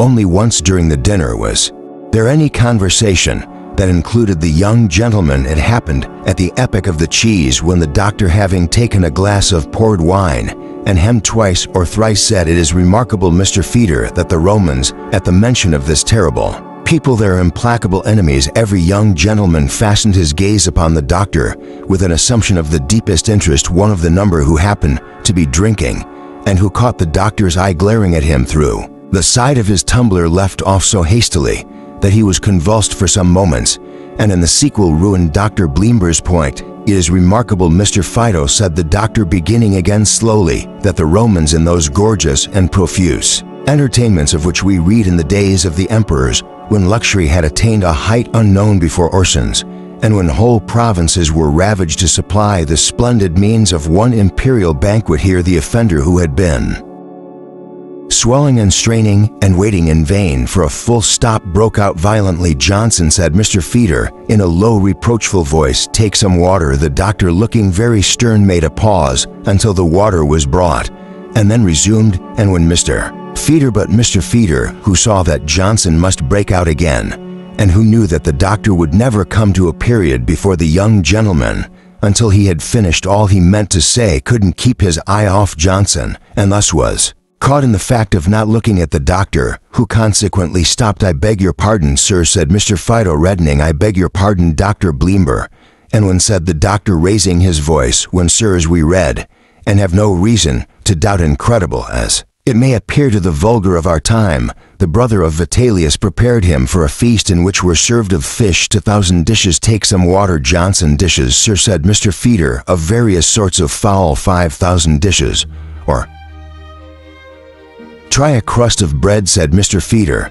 "And one dish," pursued Dr. Bleember, raising his voice still higher as he looked all round the table, "called from its enormous dimensions the shield of Minerva, and made among other costly ingredients of the brains of pheasants from Johnson woodcocks, the sounds of the fish called scari." "You'll burst some vessel in your head," said Mr. Feeder. "You had better let it come." "And the spawn of the leprosy, brought from the Carpathian Sea," pursued the doctor in his severest voice. "When we read of costly entertainments such as these, and still remember that we have a Titus, what would be a mother's feelings if you died of apoplexy?" said Mr. Feeder. "A dissertation, and you're blue, you know," said Mr. Feeder. "A Nero, a Tiberius, a Caligula, a Heliogabalus, and many more," pursued the doctor. "It is Mr. Feeder, if you are doing me the honor to attend. Remarkable, very remarkable, sir." But Johnson, unable to suppress it any longer, burst at that moment into such an overwhelming fit of coughing that although both his immediate neighbors thumped him on the back, and Mr. Feeder himself held a glass of water to his lips, and the butler walked him up and down several times between his own chair and the sideboard like a sentry, it was a full 5 minutes before he was moderately composed. Then there was a profound silence. "Gentlemen," said Dr. Bleember, "rise for grace." Cornelia lifted Dombey down, nothing of whom but his scalp was accordingly seen above the tablecloth. "Johnson will repeat to me tomorrow morning before breakfast without book, and from the Greek Testament the first chapter of the Epistle of St. Paul to the Ephesians. We will resume our studies, Mr. Feeder, in half an hour." The young gentleman bowed and withdrew. Mr. Feeder did likewise. During the half hour the young gentleman broke into pairs, loitered arm in arm up and down a small piece of ground behind the house, or endeavored to kindle a spark of animation in the breast of Briggs, but nothing happened so vulgar as play. Punctually at the appointed time the gong was sounded, and the studies under the joint auspices of Dr. Bleember and Mr. Feeder were resumed. As the Olympic game of lounging up and down had been cut shorter than usual that day on Johnson's account, they all went out for a walk before tea. Even Briggs, though he hadn't begun yet, partook of this dissipation, in the enjoyment of which he looked over the cliff 2 or 3 times. Darkly Dr. Bleember accompanied them, and Paul had the honor of being taken in tow by the doctor himself. A distinguished state of things, in which he looked very little, and feeble tea was served in a style no less polite than the dinner, and after tea the young gentleman, rising and bowing as before, withdrew to fetch up the unfinished tasks of that day, or to get up the already looming tasks of tomorrow. In the meantime Mr. Feeder withdrew to his own room, and Paul sat in a corner, wondering whether Florence was thinking of him, and what they were all about at Mrs. Pipkin's. Mr. Toots, who had been detained by an important letter from the Duke of Wellington, found Paul out after a time, and having looked at him for a long while as before, inquired if he was fond of waistcoats. Paul said, "Yes, sir, so am I," said Toots. No word more spoke Toots that night, but he stood looking at Paul as if he liked him, and as there was company in that, and Paul was not inclined to talk, it answered his purpose better than conversation. At 8 o'clock or so the gong sounded again for prayers in the dining room, where the butler afterwards presided over the side table, on which bread and cheese and beer was spread for such young Gentlemen, as desired to partake of those refreshments, the ceremonies concluded by the doctors saying, "Gentlemen, we will resume our studies at 7 tomorrow." And then for the first time Paul saw Cornelia Bleember's eye and saw that it was upon him when the doctor had said these words, "Gentlemen, we will resume our studies at 7 tomorrow." The pupils bowed again and went to bed in the confidence of their own room upstairs. Briggs said his head ached ready to split, and that he should wish himself dead if it wasn't for his mother and a blackbird he had at home. Toza didn't say much, but he sighed a good deal and told Paul to look out, for his turn would come tomorrow. After uttering those prophetic words, he undressed himself moodily and got into bed. Briggs was in his bed too, and Paul in his bed too, before the weak-eyed young man appeared to take away the candle, when he wished them good night and pleasant dreams. But his benevolent wishes were in vain as far as Briggs and Toza were concerned, for Paul, who lay awake for a long while and often woke afterwards, found that Briggs was ridden by his lesson as a nightmare, and that Toza, whose mind was affected in his sleep by similar causes in a minor degree, talked unknown tongues or scraps of Greek and Latin. It was all one to Paul, which in the silence of night had an inexpressibly wicked and guilty effect. Paul had sunk into a sweet sleep and dreamed that he was walking hand in hand with Florence through beautiful gardens when they came to a large sunflower, which suddenly expanded itself into a gong and began to sound. Opening his eyes, he found that it was a dark, windy morning with a drizzling rain, and that the real gong was giving dreadful note of preparation down in the hall. So he got up directly and found Briggs with hardly any eyes, for nightmare and grief had made his face puffy, putting his boots on while Tozer stood shivering and rubbing his shoulders in a very bad humor. Poor Paul couldn't dress himself, easily not being used to it, and asked them if they would have the goodness to tie some strings for him. But as Briggs merely said "bother," and Tozer "oh yes," he went down, when he was otherwise ready, to the next story, where he saw a pretty young woman in leather gloves cleaning a stove. The young woman seemed surprised at his appearance and asked him where his mother was. When Paul told her she was dead, she took her gloves off and did what he wanted, and furthermore rubbed his hands to warm them and gave him a kiss, and told him whenever he wanted anything of that sort, meaning in the dressing way, to ask for Amelia, which Paul, thanking her very much, said he certainly would. He then proceeded softly on his journey downstairs towards the room in which the young gentlemen resumed their studies. When passing by a door that stood ajar, a voice from within cried, "Is that Dobby?" On Paul replying, "Yes, ma'am," but he knew the voice to be Miss Bleember's. Miss Bleember said, "Come in, Dobby," and in he went. Miss Bleember presented exactly the appearance she had presented yesterday, except that she wore a shawl. Her little light curls were as crisp as ever, and she had already her spectacles on, which made Paul wonder whether she went to bed in them. She had a cool little sitting room of her own up there with some books in it and no fire. But Miss Bleember was never cold and never sleepy. "Now, Dobby," said Miss Bleember, "I'm going out for a constitutional." Paul wondered what that was and why she didn't send the footman out to get it in such unfavorable weather. But he made no observation on the subject, his attention being devoted to a little pile of new books on which Miss Bleember appeared to have been recently engaged. "These are yours, Dobby," said Miss Bleember. "All of them, ma'am," said Paul. "Yes," returned Miss Bleember, "and Mr. Feeder will look you out some more very soon, if you are as studious as I expect you will be." "Dobby, thank you, ma'am," said Paul. "I'm going out for constitutional," resumed Miss Bleember, "and while I am gone, that is to say in the interval between this and breakfast to me, I wish you to read over what I have marked in these books, and to tell me if you quite understand what you've got to learn. Don't lose time, Dobby, for you have none to spare, but take them downstairs and begin directly." "Yes, ma'am," answered Paul. There were so many of them that although Paul put one hand under the bottom book and his other hand and his chin on the top book and hugged them all closely, the middle box slipped out before he reached the door, and then they all tumbled down on the floor. Miss Bleember said, "Oh, Dumby, this is really very careless," and piled them up afresh for him, and this time by dint of balancing them with great nicety. Paul got out of the room and down a few stairs before two of them escaped again, but he held the rest so tight that he only left one more on the first floor and one in the passage, and when he had got the main body down into the schoolroom, he set off upstairs again to collect the stragglers, Having at last amassed the whole library and climbed into his place, he fell to work, encouraged by a remark from Tozer to the effect that he was in for it now, which was the only interruption he received till breakfast time. At that meal, for which he had no appetite, everything was quite as solemn and genteel as at the others, and when it was finished he followed Miss Blimber upstairs. "Now, Dobby," said Miss Blimber, "how have you got on with those books? They comprise a little English and a deal of Latin, names of things, declensions of articles and substantives, exercises thereon, and preliminary rules, a trifle of orthography, a glance at ancient history, a wink or two at modern diction, a few tables, 2 or 3 weights and measures, and a little general information." When poor Paul had spelt out no.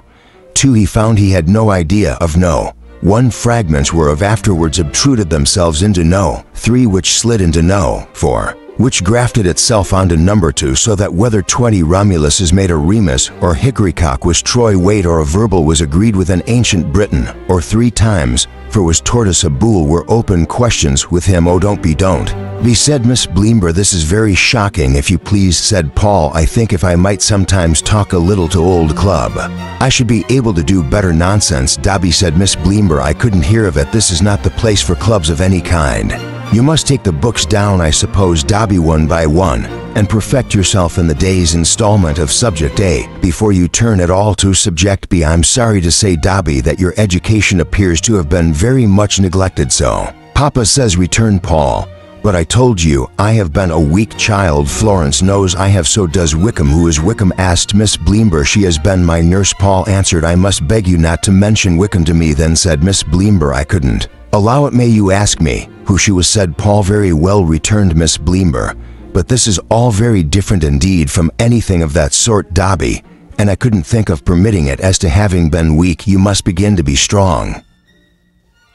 And now take away the top book, if you please, Dombey, and return when you are master of the theme." Miss Blimber expressed her opinions on the subject of Paul's uninstructed state with a gloomy delight, as if she had expected this result, and were glad to find that they must be in constant communication. Paul withdrew the top task as he was told, and labored away at it down below, sometimes remembering every word of it, and sometimes forgetting it all, and everything else besides, until at last he ventured upstairs again to repeat the lesson, when it was nearly all driven out of his head. Before he began by Miss Blimber's shutting up the book and saying "Good Dombey," a proceeding so suggestive of the knowledge inside of her that Paul looked upon the young lady with consternation, as a kind of learned Guy Fawkes, or artificial bogus stuffed full of scholastic straw. He acquitted himself very well nevertheless, and Miss Blimber, commending him as giving promise of getting on fast, immediately provided him with Subject B, from which he passed to C and even D before dinner. It was hard work resuming his studies soon after dinner, and he felt giddy and confused and drowsy and dull, but all the other young gentlemen had similar sensations, and were obliged to resume their studies too. If there were any comfort in that, it was a wonder that the great clock in the hall, instead of being constant to its first inquiry, never said, "Gentlemen, we will now resume our studies," for that phrase was awfully enough repeated in its neighborhood. The studies went round like a mighty wheel, and the young gentlemen were always stretched upon it. After tea there were exercises again, and preparations for next day by candlelight, and in due course there was bed where, but for that resumption of the studies, which took place in dreams, were rest and sweet forgetfulness. O Saturdays, O happy Saturdays, when Florence always came at noon, and never would in any weather stay away. Though Mrs. Peepkin snarled and growled and worried her bitterly, those Saturdays were Sabbaths for at least 2 little Christians among all the Jews, and did the holy Sabbath work of strengthening and knitting up a brother's and sister's love. Not even Sunday nights, the heavy Sunday nights, whose shadow darkened the first waking burst of light on Sunday mornings, could mar those precious Saturdays, whether it was the great seashore where they sat and strolled together, or whether it was only Mrs. Pipchin's dull back room, in which she sang to him so softly with his drowsy head upon her arm. Paul never cared. It was Florence. That was all he thought of. So on Sunday nights, when the doctor's dark door stood ajar to swallow him up, for another week the time was come for taking leave of Florence. No one else. Mrs. Wickham had been drafted home to the house in town, and Miss Nipper, now a smart young woman, had come down to many a single combat with Mrs. Peepchin. Did Miss Nipper gallantly devote herself. And if ever Mrs. Pipchin in all her life had found her match, she had found it now. Miss Nipper threw away the scabbard the first morning she arose in Mrs. Pipchin's house. She asked, and gave no quarter. She said it must be war. And war it was, and Mrs. Pipchin lived from that time in the midst of surprises, harassings, and defiances and skirmishing attacks that came bouncing in upon her from the passage, even in unguarded moments of chops and carried desolation to her very toast. Miss Nipper had returned one Sunday night with Florence from walking back with Paul to the doctor's, when Florence took from her bosom a little piece of paper on which she had penciled down some words. "See here, Susan," she said, "these are the names of the little books that Paul brings home to do those long exercises with when he's so tired. I copied them last night while he was writing. Don't show them to me, Miss Floy, if you please. Return Nipper. I'd as soon see Mrs. Pipkin. I want you to buy them for me, Susan, if you will, tomorrow morning." "I have money enough," said Florence. "Why, goodness gracious me, Miss Floy," returned Miss Snipper, "how can you talk like that when you have books upon books already, and masters is a teaching of you everything continual, though my belief is that your P.A. Miss Dunby never would have learnt you nothing, never would have thought of it, unless you'd asked him, when he couldn't well refuse. But giving consent, when asked, and offering, when unasked, Mrs. Quite to things I may not have my objections to a young man's keeping company with me, and when he puts the question may say yes, but that's not saying would you be so kind as like me. But you can buy me the books, Susan, and you will when you know why I want them. Well, miss, and why do you want them?" replied Nipper, adding in a lower voice, "If it was to fling at Mrs. Pipkin's head, I'd buy a cartload. Paul has a great deal too much to do." "Susan," said Florence, "I'm sure of it.